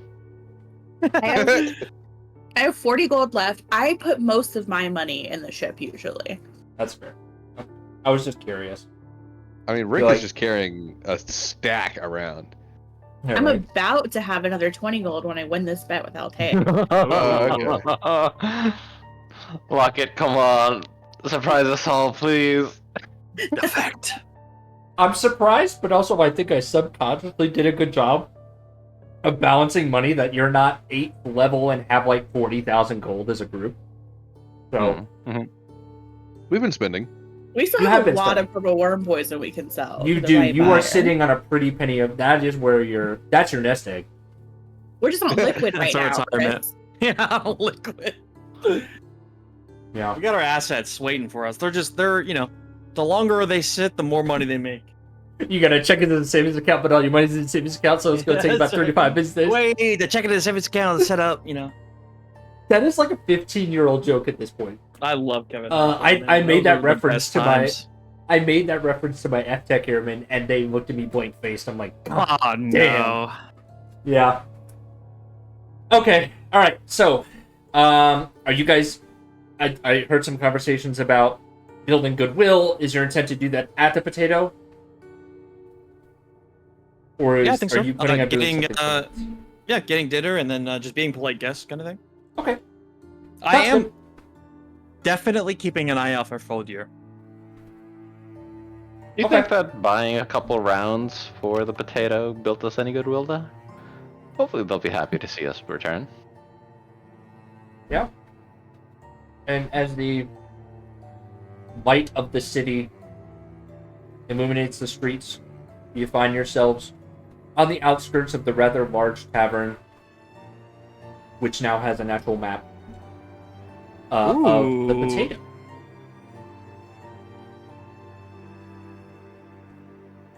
All right, Rick's gonna kick down the door. This massive door. Roll me a Do a strength check. for that. Okay. Yeah. Fair enough. Oh, I kicked the Can I- door. Oh, Oh, Rick, you knock with your hands, not your feet. I was trying to do something cool. I thought it was like a saloon. Oh. I thought it was like a saloon door. Oh, Oh, man, that's it's- fair. Oh man. It was so cool. So cool.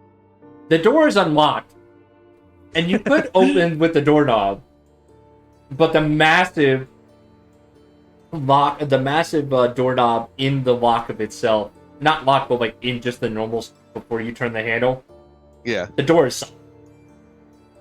It's flimsy for Yeah. giant make, but for you, it's not going anywhere. Well, I guess I'm going back to the ship now. Well, no, Rick. I'm sure you loosened it up. Oh yeah.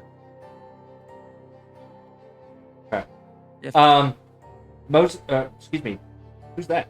Valerian, what are you doing with Phantom? Are you bringing Phantom inside? 100%. I'm trying to get Phantom. I'm trying to get people normalized to seeing Phantom with Blair. Okay, let me look at your non-aggression ride, stunt riding help. But housebroken is not one of the skills. Understood. Ooh, He be pooping. he does be pooping. He do be pooping. And I want to imagine it's like bird poop. So is that weird white stuff? Oh, ooh. Yeah. Okay. If Alright. if Phantom does start pooping or like peeing in the like on the wood and stuff, I think I'll tie him up like a horse outside. Okay. All right. Val would know that he would probably do this, so are you going to do that? Are you just going to Yeah, I knock that will. out now? Okay. Yeah. Okay. Yeah, you could just put him somewhere on the areas out here. Thank you, dear. I'm going to move him to right over here. In case anything happens, you can attack him. Actually, is there spots in the back? There's. Okay. Rick, we have to ask for a place to sit first. I'm just looking in the window. Can you see through that window? I can. Yeah. You see what you see in that window. Okay. I will open the door. Yeah, go for it. It's up. Okay. Oh, The that's heavy so door of the cool. potato swings open. Wait. You're pushing. It was a pull door, Rick. Oh shit.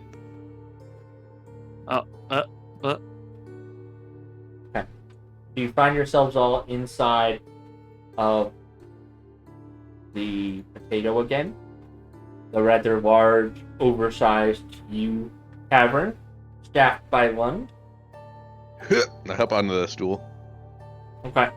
I'll give this one to you. We've done this before. Come on.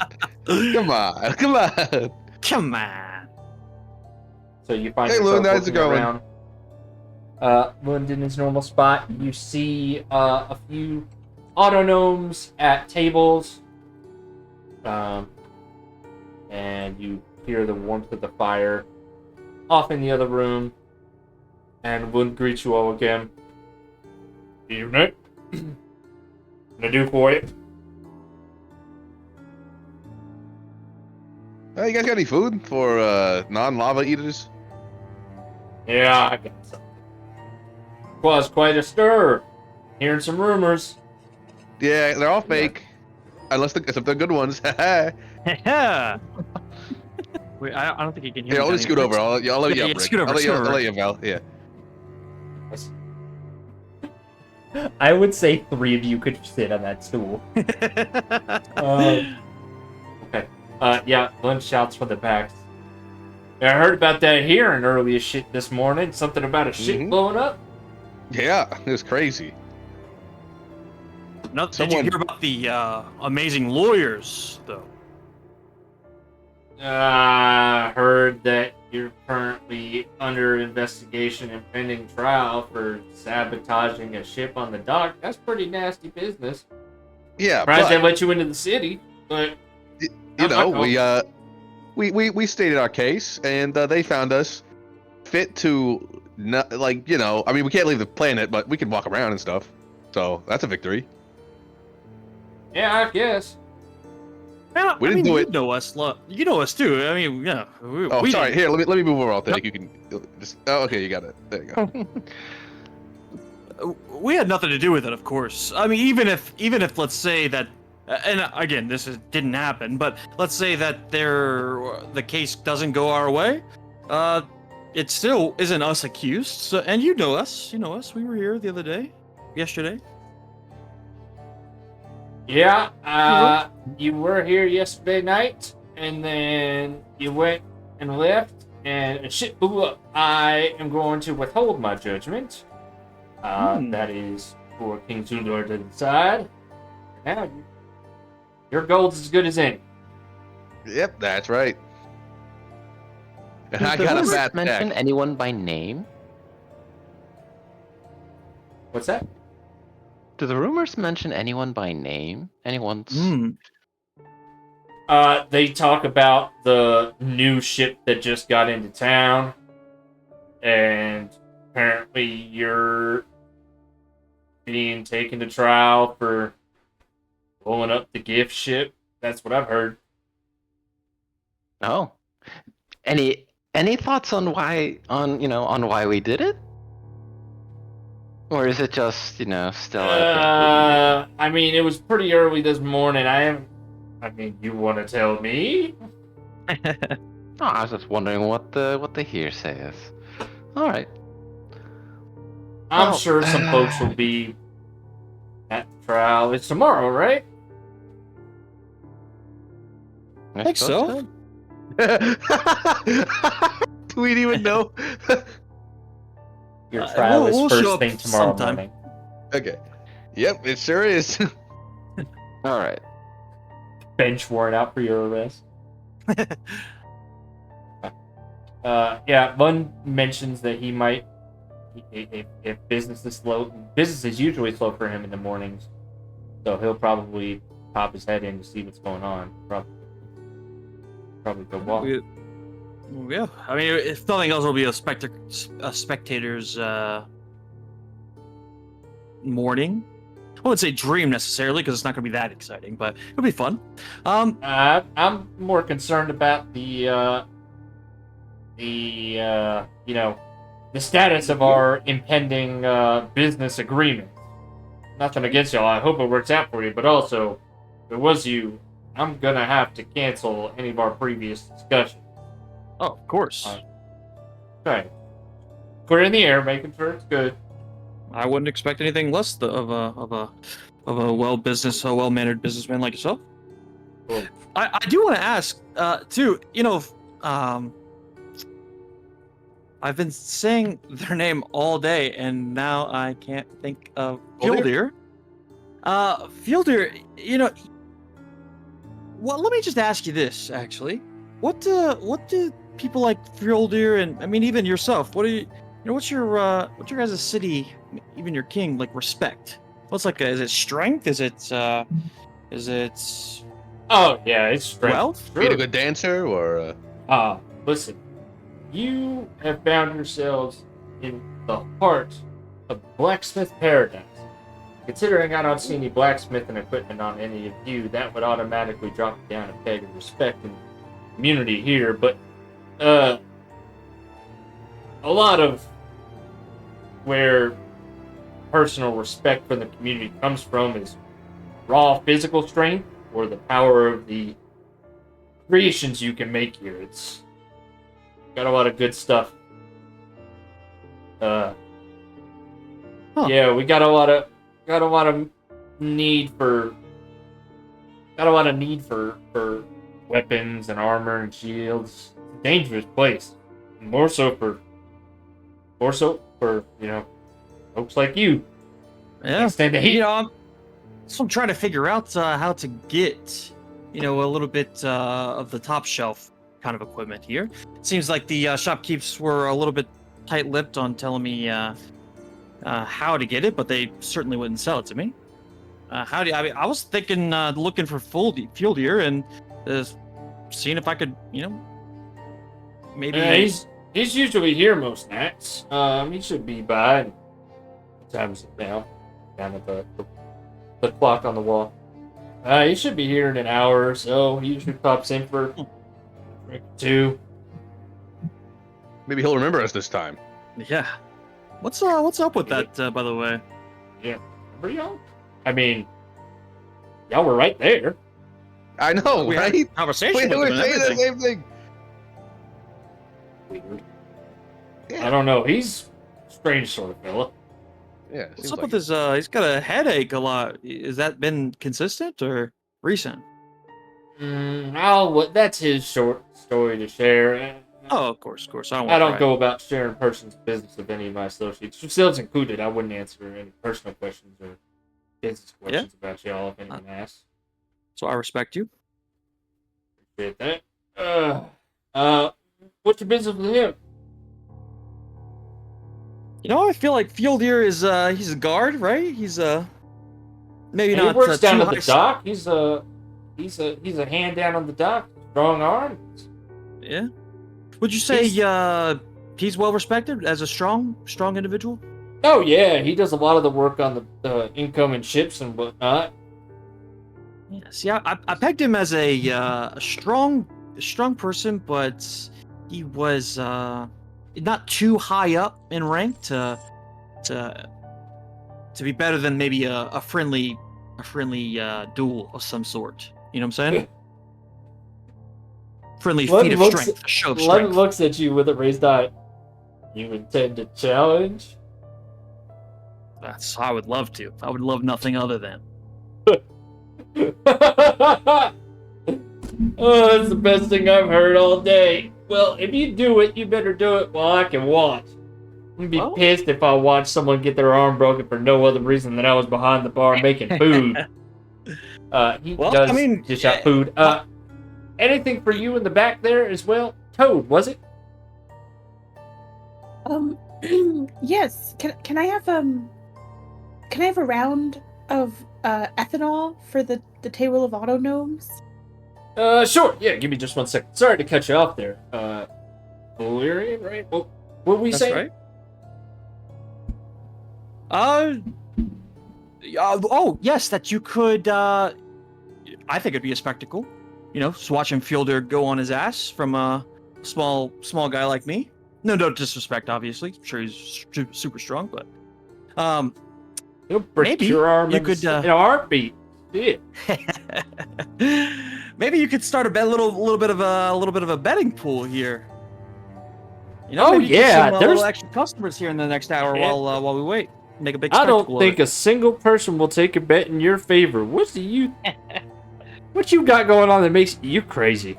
Listen, you're crazy. I'll take out 4 gold. I'll put 4 gold on me. I'll be your first bet. Hey, Val, okay, whatever, fine. I got more, I suppose. Hope you didn't mind losing that whip. Okay. Yeah, just embezzle the company. Just embezzle the national funds. That'll be fine. That's right. That's right. Gus will be cool with it. Okay. Someone keep a tracker of this. That Val is betting 4 gold on himself to beat Fulder in a strength competition of some sort, undefined. I will Okay. subtract the 4 gold. Gotcha. At this point, Lund, to you, Toad, brings that round of drinks. You want me to bring it over? You got it. Hands you a tray, like, basically as big as, like, it's like 7 feet across. I think I could do it, but maybe it's better if you do it. Yeah, probably for the best. No worries. Who am I taking this to? The table of auto gnomes over there. Oh, yeah, sure. And does Toad recognize any of them? Okay, yeah, roll me a perception.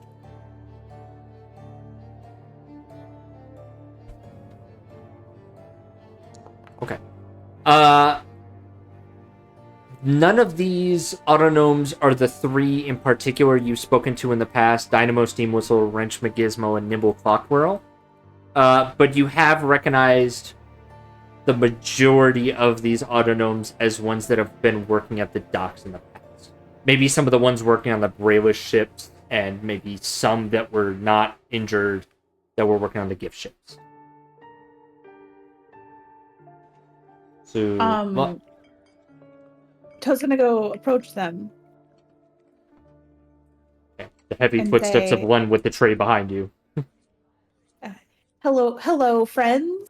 I don't know if I've been introduced. I'm Toad. It's nice to meet you, and I hope it's okay. I bought you some drinks. This stuff is really strong. I did not feel good the next day afterward, so I admire your courage in drinking it. Oh, thank you. The one closest to you identifies themselves as Bolt Rip Metal Forge, which I will make. I realized it wasn't visible for you.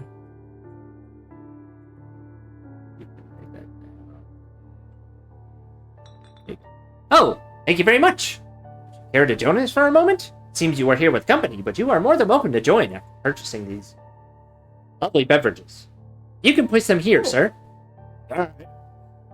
He drops down the drinks on the table, and he goes back behind the bar. Toad climbs up onto the bench.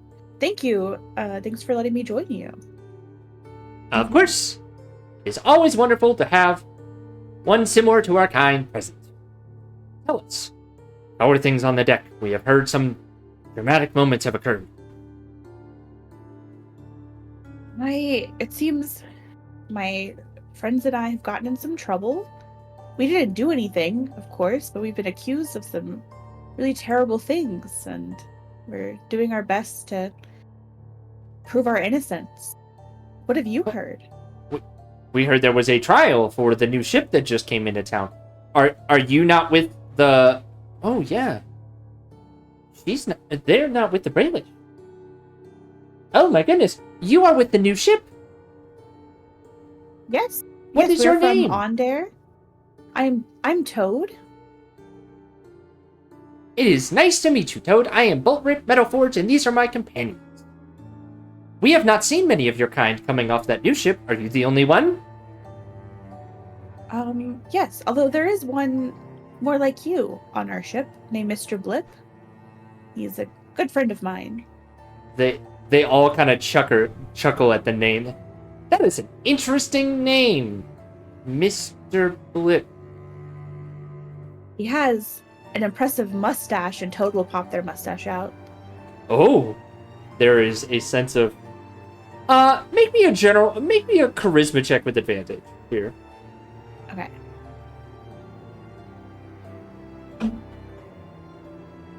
Sorry. Okay, that's not bad for me. Here's my hand. That's my fault. They are genuinely impressed by your mustache and are interested in it as an identifying feature. And they seem very open to conversations. Nice. I'll hang out and drink with them while my companions chat up Lund. Okay, yeah. Bring the camera around the wall.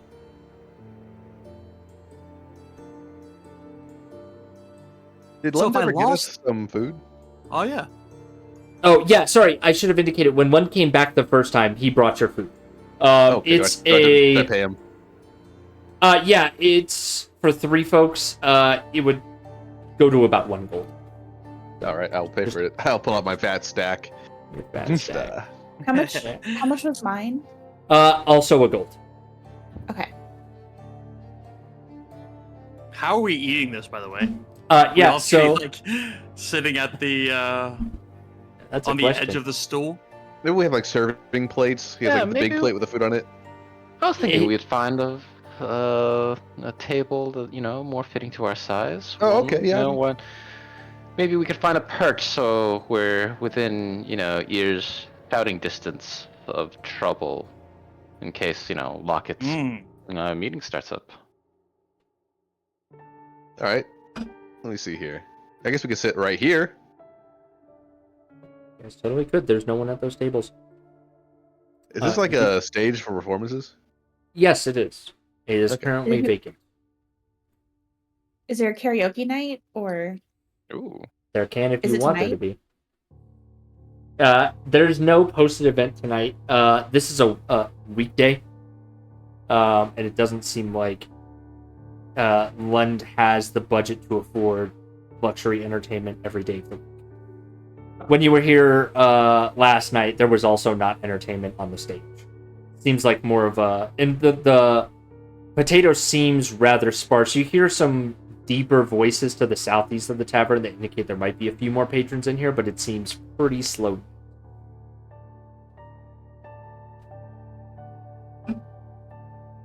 But okay, yeah. It's easy enough that you partition off the associated meats and breads.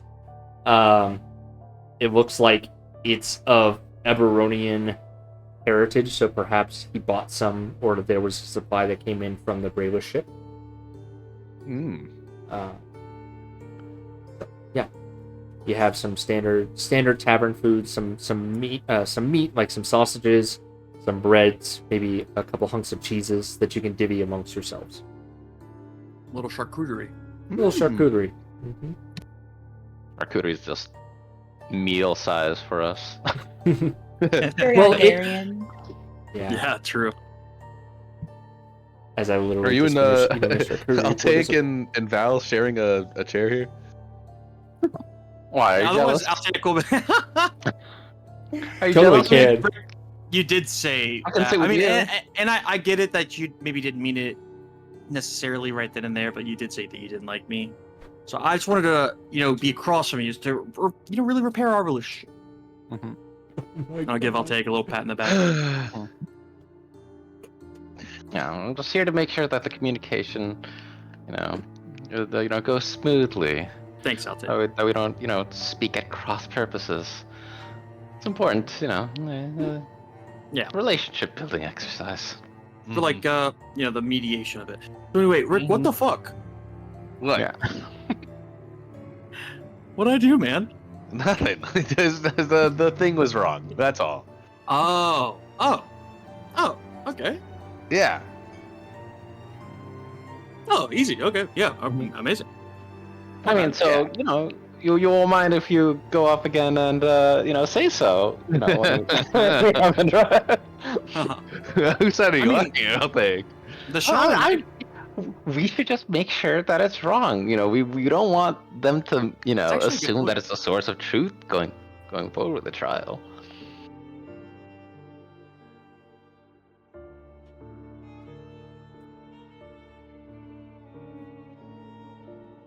Rick is eating his charcuterie in silence. Valerian is stacking the where's the cheeses receipt? and the bread. So where's the receipt for the rope? I was supposed to get a receipt? Do you have the name of this guard? I'm sure they're honorable folk. Well, I know what they look like. They're like really tall, and they were definitely a fire giant. Yeah.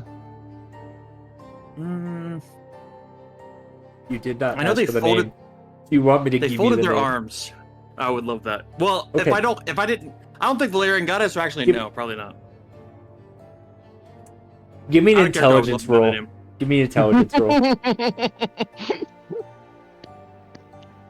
I'm sure we'll get the rope back. They seem like stand-up folk. We don't have any quarrel with them. Yeah, of course. It's a business. He did have a name tag, I think. His name is Israel. I just posted it in character chat. Nice. He did have identification on his chest. Okay. It was just a lava rock etched with his name. Probably, honestly. A piece of obsidian with lava burning out of it. Yeah. Hi, my name is... Okay. Toad, what do you want to know, or what are you hoping to gain from these particular autonomes? You kind of spend time, or do you want to know? I think Toad does want to know some things. Okay. So I think Toad turns to Bolt Grip and says, say, Bolt Grip, sorry, I just don't feel like myself tonight. It's been a really rough day, but do you like it here? Are you happy being here? Yes. It is fine enough. I mean, we have only known truly the hull of the brainless ship and here, so in comparison, this is much better. We have a task for all of us, lodging that is not cramped, and a space to earn our own keep. I would say it is all right here. Good. I think I heard someone saying that maybe you all weren't paid very well. So I hope, I hope you know you're worthy of more if you're not. Well, I'm sure we all could. We would not say no to higher wages, and they all kind of nod along. However, we are new, and we understand that we must earn our place here. And I feel like that is going relatively well. Would you all agree? It's kind of mixed reactions. Well, Nobody asked you to do dangerous things, or? Well, the Giants prefer to do the dangerous things themselves. They see it as a position of great esteem to be able to handle the dangerous and heavy goods. We more likely handle the smaller, more intricate tasks aboard, at least out on the dock. I can't quite say what the autonomes in the city have been doing. they seem to be doing well enough. We get most of our work handling the more detail-oriented work in the blacksmiths and on the ship repairs and maintain. It is not terribly dangerous, considering that the giants wish to do things of that nature, so not much to complain about. Kind of nods from the group. That's good. I'm glad. I don't think our kind is treated very well everywhere, and I just want to make sure that you're all happy. But it seems like you are, and that's good. My friends over there, and Toad points to the rest of the crew. Where we're from, I'm treated like an equal, and I want everyone else to, like us, to be treated the same way. So as long as you feel that you are, then I hope things continue to go well for you. I believe in time. We will. It has only been a few weeks here. So we are... I think the giants are finding where we are, but they have all... The feedback we have gotten is that we have been helpful on what the giants feel like they don't worry about, but we think it's good work, and I think in time they will see as the same. It's kind of mixed reactions from the table as well. Kind of a new... If you're trying to gauge kind of like where their sentiments are, and this is kind of a good grouping of like what the general perception of the auto gnomes are. It's kind of a neutral feeling, their relationship with the giants. Like some, just like any, normal society, like some feel strongly, which you've met, some of those that seem to be trying to take steps towards a change that maybe not everyone agrees with. And then there are some that are, perfectly happy with the situation. So it's kind of a neutral tone all around. All right. Well, I'll come back later, and maybe we can play some games or something. But I'm gonna go hang out with my friends over there. You're welcome to join us, I think. What are the vibes like at the table? It's just silent. Does it look tense? Yeah. Just awkward glances across the table as you're eating your food. Don't worry, I'm sure you'll get your rope back. Well, they wouldn't have pawned it. Well, Hey, oh, thanks. I really can't actually. I can't really go halfway on this one. I'll sit on the close. arm. It's okay. There's plenty close of room up here. Yeah, Yeah, you guys, definitely you not guys space can share. for you. For sure. Okay. So, you're here eating. You can order drinks, relax. Am I to assume that you're kind of waiting for either Fudor or some other individuals of note to walk in? Yeah, I think so. What time did Lockett say specifically the time that they had the meeting? I think we decided on midnight. Yes. Midnight. Okay. So you got a couple hours to kill. And speaking of a couple of hours to kill, as a interesting activity on silly activities that may or may not get you killed, walking through the door is a familiar face, a familiar giant of Fudor, who comes in after about 30 minutes, so I'd say it's probably close to about 9 o'clock. So I don't look now. He just walked in. Yeah, he's a fire giant. Oh, We all saw it. I mean, it's kind of hard to miss. It's like loud too. yeah. So Fudor comes in, sits down at the table again, and begins speaking to Unde in kind of quiet tones. Hey, so I'm thinking, right? Toad is just significantly better than me at arm wrestling. I think we established that. So maybe maybe it's just wrestling, or I was thinking, and this might be a little too much. I don't know how they work here, but maybe we just go to sword and shield, or whatever Fjoldir wants to use, and we go to first to like 3 blows or something. We just need to. I need to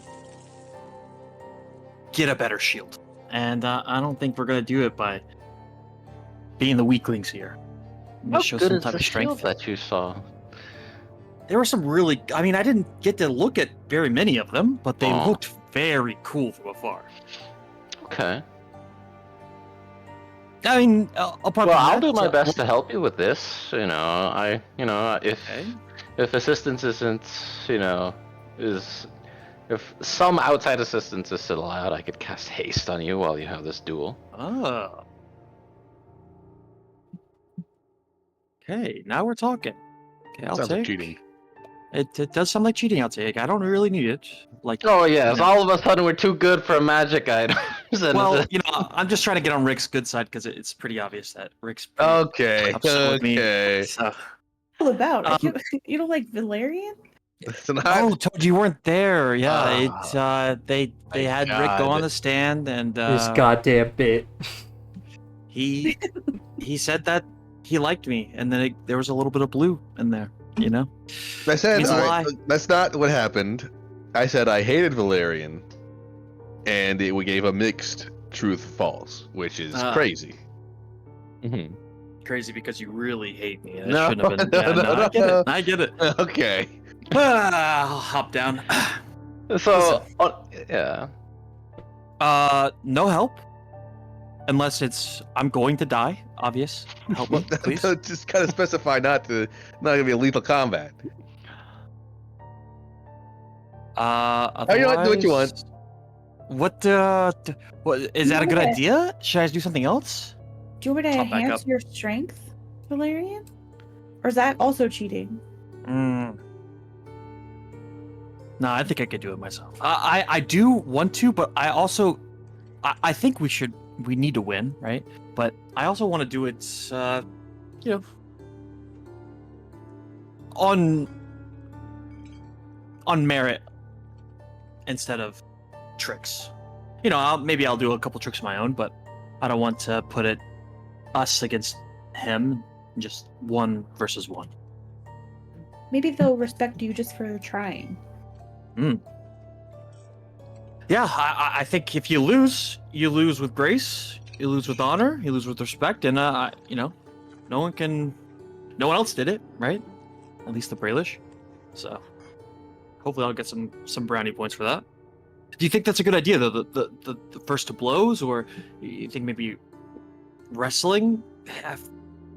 The giant? I don't know. It's just he's The fire so giant currently on fire. big. Yeah. Maybe first to blows isn't. If you're really gonna do this, and I'm not saying I don't believe in you, but if you're really gonna do this, maybe that's the one you have the best chance at, because you're pretty good at hitting things. Here's I'm the also thing. pretty good at not getting hit as well. How about we simply negotiate, the rules? I'm sure that they have utter confidence in their wrestling or dueling capabilities. Even if the odds are somewhat closer, if we allow for, our magic benefiting you, if we're just out in the open saying that, maybe they'll still accept the challenge. Yeah, I love that. Okay, well, I'll go now. Hop back down. Alright, and I'll go with you too. Yeah, we'll invite him back to the table, maybe for a couple of food. Hello. As we walk up. Hey Rick, Yeah. you wanna put some money on this, or? Whoa. You've become a kind of a gambling shark, haven't you? I mean, I'm kind of win a lot, so.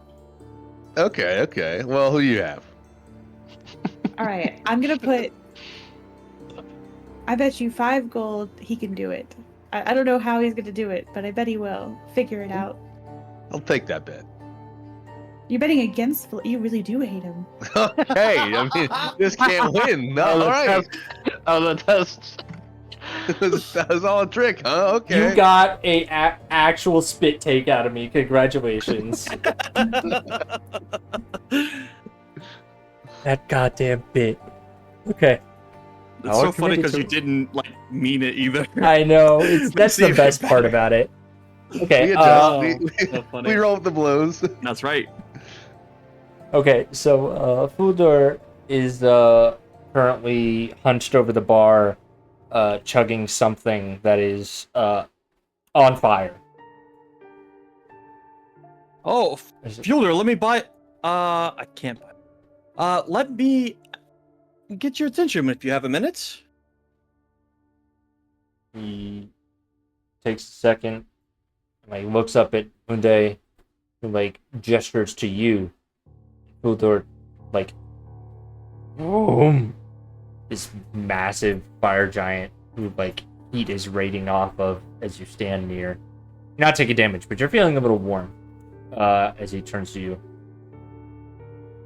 What do you want? You know, I don't think that we got a proper introduction, and I wanted to introduce myself in a better way. My name is Valerian Irwinarn, and I'm the captain of the ship, of the Dragonhawk ship, and I was talking to a couple of your friends here, Lund included, and I know that you respect people based on their capabilities. Is that right? Yes. Get on with. Okay. Oh, yeah. Get on with I'll take What really a nervously. duel there. A sporting duel between our captain, with as much energy as we can provide him from our fellow officers and crewmates, to showcase how honorable a warrior our captain truly is. And if I can be honest with you, how deserving, well, at least qualified, maybe it's a better term, that I am for the best equipment. I want to buy a good shield, Buldir. Okay. You're saying a lot of words. Lund, is this okay? Ring or arms? Lund turns to Buldur and you and says, Oh, you can use the stage as a ring, or you can use the table as the arms. I don't care, just don't break him too hard, Fuldur. Okay. I am challenged! And he, reaches his hands up on, the bridge of his nose and pinches it. I am challenged. I accept the challenge. the challenge. As the, Arm or- Lund jumps in. Valerian, as the challenge, he has the choice of competition. You may speak your preference. The ring would be a test of strength between your two bodies, whether you can throw one another off the stage over there, or you can do what you probably understand to be an arm wrestle. So, you can indicate to Fuldur your preference if you want. He doesn't have to take it into consideration. Buldir, I say why half measures? Let's go as you would fight a foe. Sword and shield, first to 3 blows. You versus Do not use sword and shield, and my hammer will crush you. We shall use I the don't think it ring. would. Lund, you set it up. Yeah, sure. Let me explain to you what you got yourself into. Come on. Okay. Alright, so what you have agreed to is quintessentially a sumo match. Oh shit. Yeah. I'm gonna put it on my other monitor. I swear this is not based off of Rick's, Cade's thing you were talking about earlier. This was already something I had in the back pocket, but I didn't want to say anything about it. I'm gonna put it on my other monitor just to get inspiration here. I think as I am passing by our table, I will look at Toad and Rick and if Altair stops, I'll take as well. I'll look at Foldir. I'll do a little tap on my head, and I'll say, I don't think he's okay. See, it might be something influencing him or something wrong. See if you can keep an eye out for it. And keep walking. Okay. Oh, okay. Yeah. I guess while I don't know if there's time to ritually cast detect magic, but otherwise he'll cast it. Ritually, no. This will be set up within 10 minutes, before 10 minutes. Okay, sounds good. mean, it's a relative Yeah, issue. then he'll cast it first level. Okay. All right.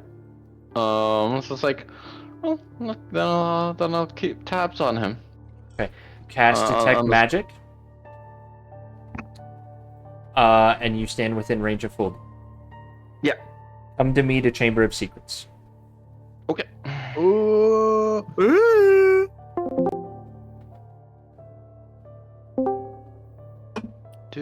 All right. What's up? I'm going to mute.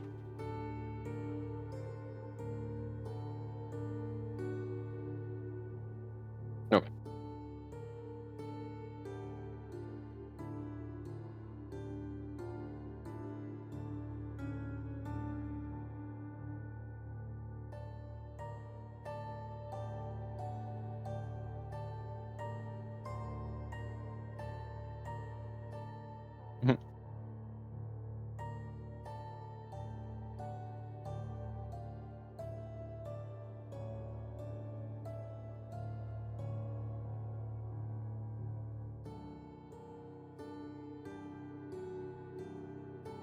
Ooh.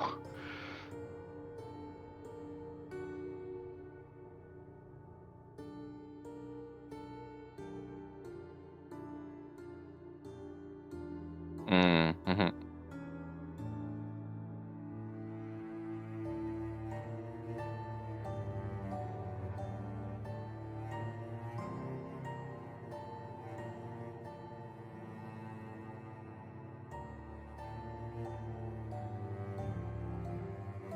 I mean, yeah. Okay. Well, we'll see. You know, there's also the. I think I'm happy to work with the interpretation that, I'll take being trusted. I'll put them in a good position as well.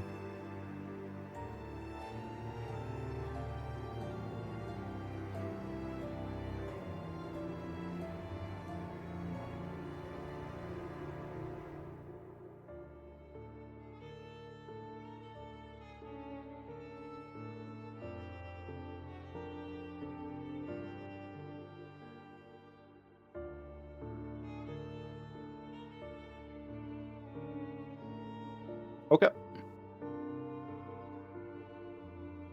Gotcha.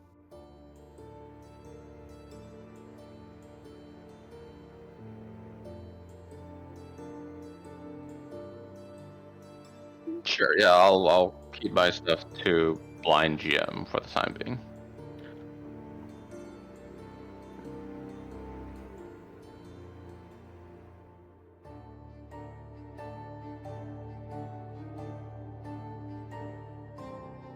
Gotcha.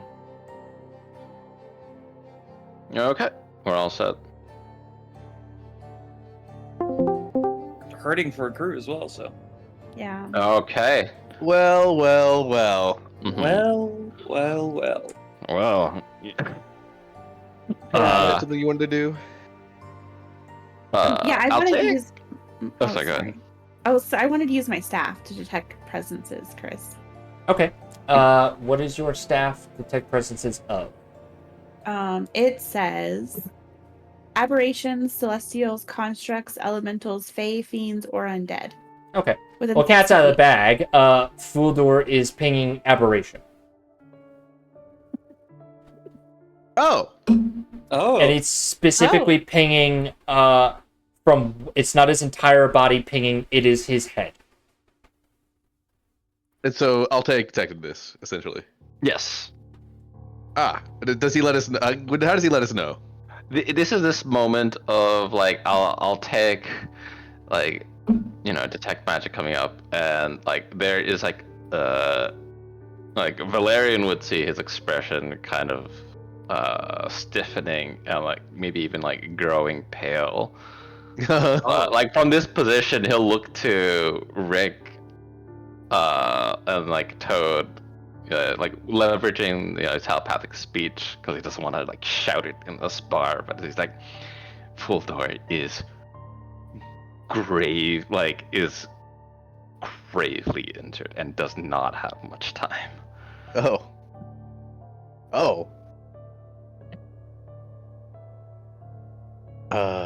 Toad, what do we do? We have. Well, I don't know what he. You're the doctor. What do you think he needs? I don't know. There wasn't enough information for me to make a diagnosis. Maybe we should. Should we interfere with the feat of strength? Jeez. this got complicated very quickly. Lund is I think beginning to explaining the rules of the challenge. Okay. So basically, you start where you start. Let me move you back to where so you start where you start. And the goal is to remain on the curved part of the stage, right? So everywhere besides the stairs of the stage.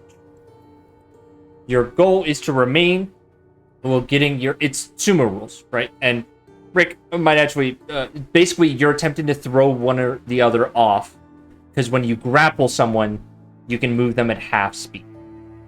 So, and to toss, so it's a athletics check to grapple someone. It's half your movement to drag that person, and then in order to throw them, it's another athletics check.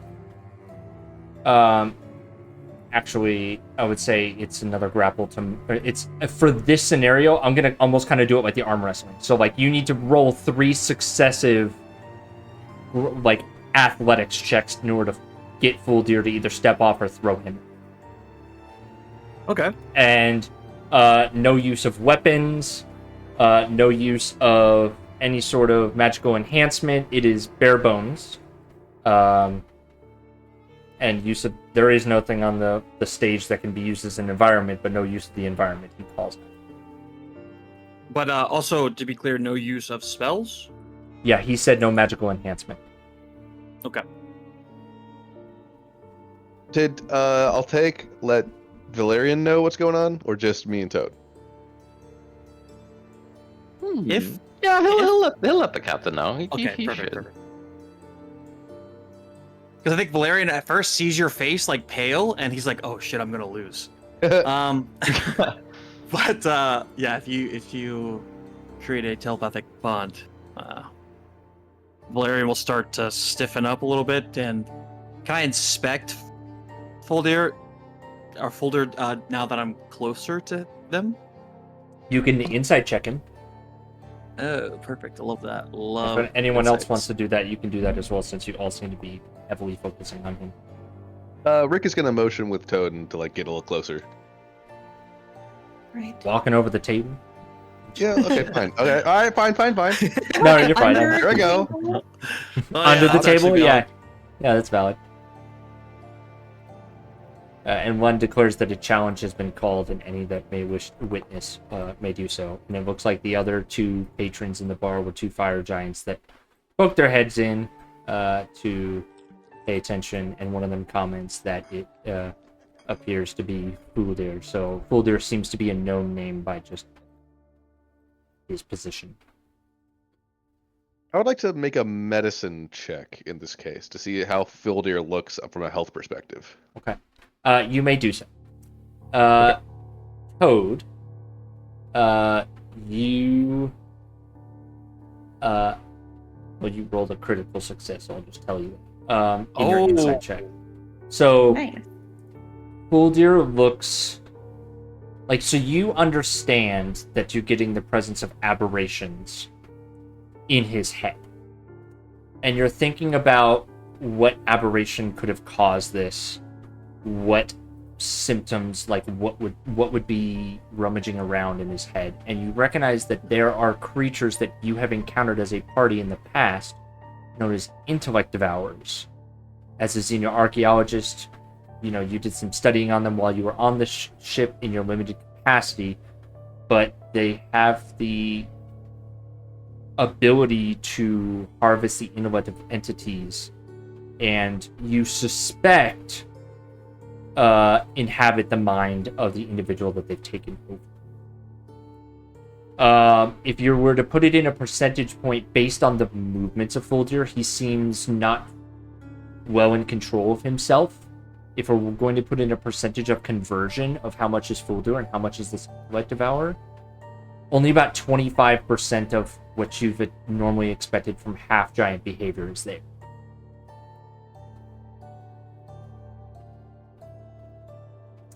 And Valerian, you get the sense that he's off, but and you know what you know, but he doesn't look entirely stable. But you know a challenge has been made. That's right. This might be a little bit of a stretch, but can I see any sense of this? Well, actually, I don't know that it's a intellect devourer yet, right? So No, you haven't been told that. Yep. Okay. Toad does tell Rick that, whispers it to him. And Rick, you may make that medical check. Okay. Trying to think of what we added to that data. Let's see what you roll first. Massive. Nice. Yeah, I'm looking more so for physical symptoms. Yeah, so you can see there is some mild bruising on his temples. You recognize it as like someone smacking their head or banging their head against a solid object pretty hard to the point where it would leave a bruise. And it looks like it's a pretty consistent and chronic bruising. It looks like Fuldur has been banging his head against surfaces or, against objects, perhaps to dull the pain. And you do see a scar. You do see a scar in the kind of near where the spine meets the neck, like between the neck and the head itself. Nice. You do see a scar that, well, you're not an expert on. You do have that bonus level up perk that helps you understand medical symptoms of species that you don't know well. I will say that the wound looks to be about 2 weeks old. And how does eyes look? His eyes look dilated and shifty. It's like a combination of like not full consciousness or like almost like drunkenness. Like sometimes his eyes are swirling and sometimes his eyes lock ahead and there's a sense of reason in his mind. I see. But if you had seen him on the street, you would mistake him for a man that's like drunk quite often. It's almost like it's almost like a drunk, but his motor functions almost look like they try to give the impression of drunkenness, but you notice some discoordination that would be unusual, very normal drunken individual. Gotcha. So it looks like he's losing motor functions. That's not the worst thing for us. Rick is going to approach the stage as pretending to be Valerian's coach. Well, I guess he is kind of his coach anyway. Yeah. All right, come here, Tiger. Let me pump you up for the match. I'm gonna get Valerian to come over to me. Okay. All right, okay, I'm ready. All right, you got this. Hey, listen. Yeah, this is fucked up. Yeah. Okay. We're gonna play it out. All right. Just do your best. The good news is, he's not 100%, so you might actually win this. Not that I ever disbelieved you would, of course. But maybe we can turn this into a way to get him alone, and try to figure out what's going on here. Okay, but try to win and keep yourself safe. If anything goes wrong, we're gonna jump into action. Okay. Okay. Is there something like in him? that I can like rip out, maybe in the heat of like the fight? I wouldn't do that. Oh, For yeah. people. Well, okay, yeah, good point. Okay. He probably Okay. needs like legitimately serious Like, medical help. surgery. So Yeah. yeah, That would try make not to sense. try That not would to make hurt more him too sense. bad. But he is uncoordinated, so maybe you can take advantage of that. Okay. Okay. All right, go get him, okay. Tiger. Okay. And I go Okay. back to Toad. It's not looking good. Yeah, this is. Maybe we shouldn't have put money on this. Are we Yeah, betting it kind of feels a little grim now. You wanna bet off? Yeah, let's. Yeah, bets off. Bets off. Yeah. Okay. Okay. Any other actions from anyone in the party before we begin this bout of strength in this challenge? I will rub the showing a charm in my There pocket. it is. Ooh, yes. I have one that I've been sitting on for the longest, but Isn't it it hasn't strength really based? come. It's if I can flavor like use it for this. Basically, it's a I can add 2d6 damage to weapon attacks I make against a creature if an ally is also within 5 feet of the target. How many charges do That's you not- have for that? It It choose requires 3 an ally times. within 5 feet. Yeah. I think it's a little bit too out of the blue. Yeah, I think that's a Yeah, little bit too far to stretch. Is this not a magical enhancement anyway? Is it? I mean, okay, so it's not a spell. It's like a fey charm, which under the rules of D&D like can't be like counter spelled. But let's see what he gets. I didn't get anything good. Now I want to see what it got- is. 53? What's 53? Charm Some of of them, some of earthy these are senses. dog shit. I can, for the next 7 days, I have an aura of tremor sense out to 20 feet, which is actually really good, Oh. but not for this fight. You've got aura. Nice. I do have aura. Big aura energy. Okay. Yeah, you can feel all these giants clamping around real hard. So, okay. Alright, so as you stuff the plank of wood back in your pocket and the Twinga Charm gives you a fresh boop on the nose. Oof. Okay. Are you ready? I'm ready. So, you begin to square off with Fuldur, the fire giant, whose body is ablaze with flame. And as he crouches down into sumo stance, I call that Tachi-Eye, actually. thank you. You are my cultural expert on this matter. Mhm. Okay. Fuldur squares up, and he begins to approach you. So he is meeting you at a crouch stance. He seems to you, like the others have inspected, almost like an already drunk individual. Okay. Well, I'll move up a little bit. Okay. And just kind of circling him. And head down. I will charge right into him. Okay. All right. Yeah, so you had the jump on initiative. So this is going to be a contested grapple. So let's see who gets... You're both grappling each other, but let's see who gets the advantage here. So it's athletics checks. Okay. Let me see if this actually works as a 10. Okay. Okay. So you rolled a 21. 21. Fuldur rolled an 18. So this Oh my massive God. hulking figure, you managed to grapple. I mean, you're basically like face to face with his pelvis. So you're going for an underbody grapple, trying to go for the legs. Yeah, kind of. Yeah. Okay. My head's down. I'm just kind of almost like a bull charging. Okay. All right. As you make contact with his body, the fire begins to burn you. For every round that you are grappling Fuldur, you suffer 1d8 fire damage. No big Okay. deal. Still got that 10 HP, right? That's right. That's right.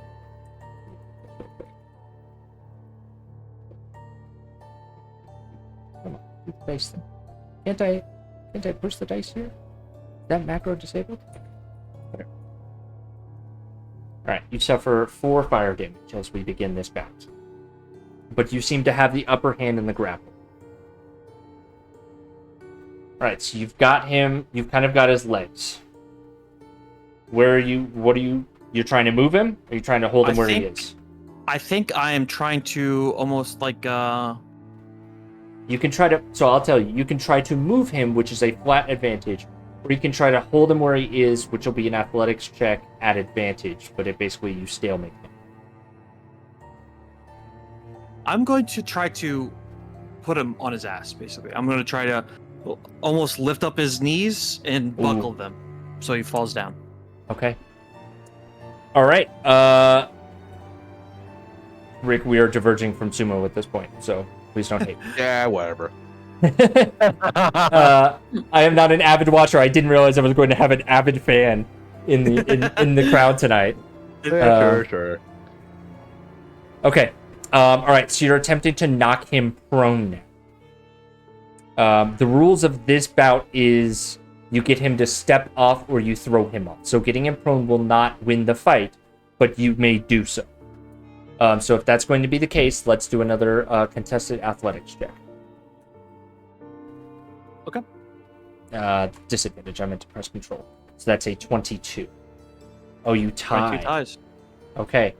Right. A tie means that you attempt to move him, and he manages to hold exactly where it is. So it is a stalemate. You still have control of his legs. You still have advantage in the grapple. You want to try again, or you want to try something different? I think I will try again, but really quick, our domain dice, it's 1d6, but it adds. Can I like add to a ability check, or is it to like attack rolls specifically? It's pretty versatile in what you can use it for. I'm pretty open-ended. It's really a d6 that you can kind of use for whatever. Either to subtract from the enemy's DC, or their attack roll, or your DC. I think it's for saving throws, actually. I'm reading it now. I have it written down.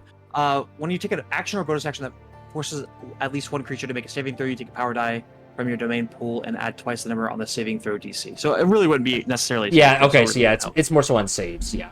Okay. No worries. Okay. We'll do it That's again. inspiration. Then. Okay. All right. Go ahead and give me another roll. Feel pretty good. Okay. There it is. Yeah. There it is. Okay. So you managed to knock him prone. Where's the game? The first thing I'm doing when I'm updating is getting a better freaking effects adding system. I don't like this one. Okay. Mhm. I say that every time I go into that damn thing. Okay, so you've managed to knock the massive fire giant prone. Oh, I'm sorry. There's 2 d8s that we need to adjudicate here. Oh yeah. Because last Take some more turn- damage, big boy. That's right. You suffer, again, only 4 damage because I rolled low on the die. Nice. So that's for 2 rounds. Okay. So you managed to knock Fuldir prone. You are no longer... Well, I guess you can go down with him in the grapple if you want to, or you can remain up. What would you like to do? I think Valerian kind of buckling his knees. He's prone now. I'm gonna circle him Okay. around this way, Okay. and I'm going to try to hold. Basically, I'm going to try to throw him, almost like a. Are you gonna momentum elongate throw. Bowser this guy? Yes. Yeah, I'm literally trying to Mario Bowser this guy. Okay. All right. And I think I will spend. Well, yeah. Well, I guess we'll go how. Okay. I can Yeah, use so- an action surge though if I need to. Because you're trying to throw him a significant distance, not just shove him off, this is going to be a much more difficult. So, for you, this would. I'm trying to think what's more fair for him to roll. It would be more fair for him to roll his flat roll instead of a disadvantage as an offset to the ease of not getting thrown, off the stage. Would him being prone be any? That's better? a good question. You know what? I'm going to say that negates that, because if you were trying to throw him standing up, for you, there would be it would be like he would no longer roll with disadvantage, and you would roll with disadvantage. So, yeah, I'll say that negates that, so it remains the same. You roll a Amazing. flat roll, and he rolls a disadvantage. Thank you for that point. Okay. Yeah, and I'm basically just trying to move. I'm moving him this way, and then, You're maybe a trying to- little air off the thing. Yeah, you're basically trying to chuck him about 20 feet. Not Let's see great. how this goes. Oh my god. Ooh. Okay. That is a tie. He manages to break your hold for a second, and you don't get the leverage that you need. Let me roll another d8. Okay. Suffer 6 fire damage. And he has an opportunity now to grab a hold of you. Can I use an So- action surge to try to Ooh. grab a hold of him after we tied and use that momentum from him, like breaking it against him almost? Yes, I will allow you to use an action surge to get a surge of speed to attempt to. You're going to try to chuck him again? Because Yep, he's still that's prone right. right now. Okay. Yep. Okay. Much better.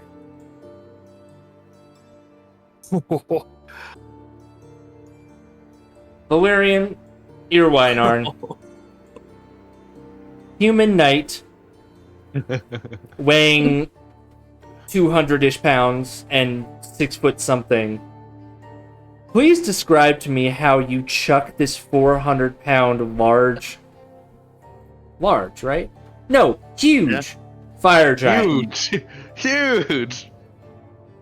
Yeah, I think when the fight starts, the Fuldir is kind of moving up towards him, towards the middle, and not really suspecting anything coming from Valerian. So when he moves to the side and then rushes him, he's kind of taken off guard, and then with a second heave, he falls down. And I think actually Valerian moving around, he was actually holding his legs the whole time still, and that was his grapple. And as he was rotating around Fuldir, he's getting momentum, and then with a push, it almost breaks the grapple, but then he wraps his left arm back around the leg and fully throws Fuldir. He doesn't. He makes a little bit of an air, like maybe a foot off the ground, before he falls down on his ass off the stage. Altaic and Toad, Mhm. do you both still have up your spells? I would keep mine up for the duration of detect magic, How long is but that? Go? that is 10 minutes. Okay, so that would be the duration of the round. Toad, is your detect aberration, detect good and evil spell an action, or is it a duration spell? I think it's just an action. There's no duration on it. Got it. Altaic, for a second, there is a hint of enchantment magic on Valerian. It does not, you don't recognize it as coming from his own power. Oh, As- yeah. As Fuldir gains a little bit of airtime and manages to land and rolls and tries to not fall off, but his uncoordination has him. His body rolls off the stage. And I'll take you are greeted by the sight of Fuldir laying on the ground, dazed. Like a drunk man thrown out of a bar. Yeah, Altec will look around to see if he catches a glimpse of like anyone seeming to cast Okay. this magic. Yeah, I'll allow that. Give me a perception check. Okay.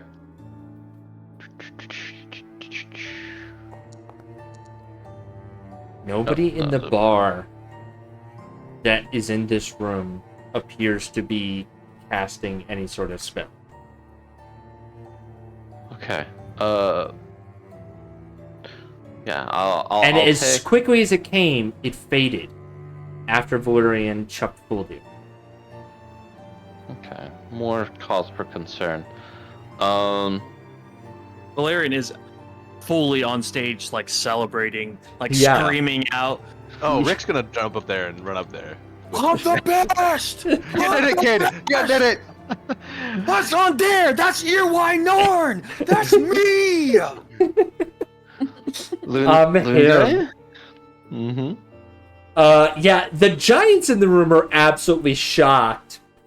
The autognomes are like, are we allowed to clap? Are we allowed to be... And it seems like they are just going for it. And they are terribly impressed. And it is a wild celebration.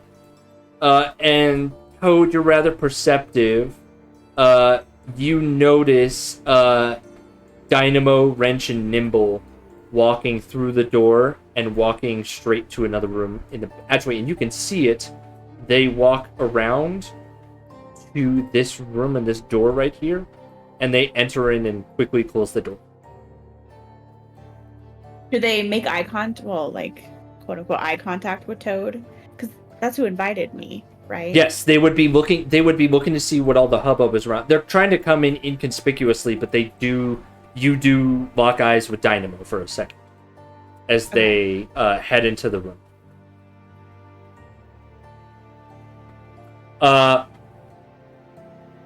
Lund is still shocked by your actions, Valerian, and is just like, son of a bitch. I mean, all right, y'all two pay up. That's right. Okay. I'm rich. I doubled, maybe no, tripled our investment, Rick. Oh, It was in fact 3-to-1 odds. So you do make back. You make total. So what's that? You make 12 gold, 16, I think, right? Yeah, 12 gold on top of Hell the yeah. Yeah. Well, you already have Rope buying money. Give Rick back his 4. Thank you for believing in me. I knew. See, I never doubted you for a second, kid. thank you, Rick. And with that, I think with the tensions of your party arriving, your dedicated party arriving to the chamber, I think this is a good spot to pause for the night. Mhm. Yeah. And we can pick up the meeting in question. Next, I set it as Wednesday based off the schedule because Wednesday and Saturday were open, so I prefer weekdays, so I set it for Wednesday. Wednesday's good. perfect. All right, let me go ahead and end this session, and I will double upload. So I'll upload a video tomorrow, and then I'll upload this video on Monday. Hell yeah.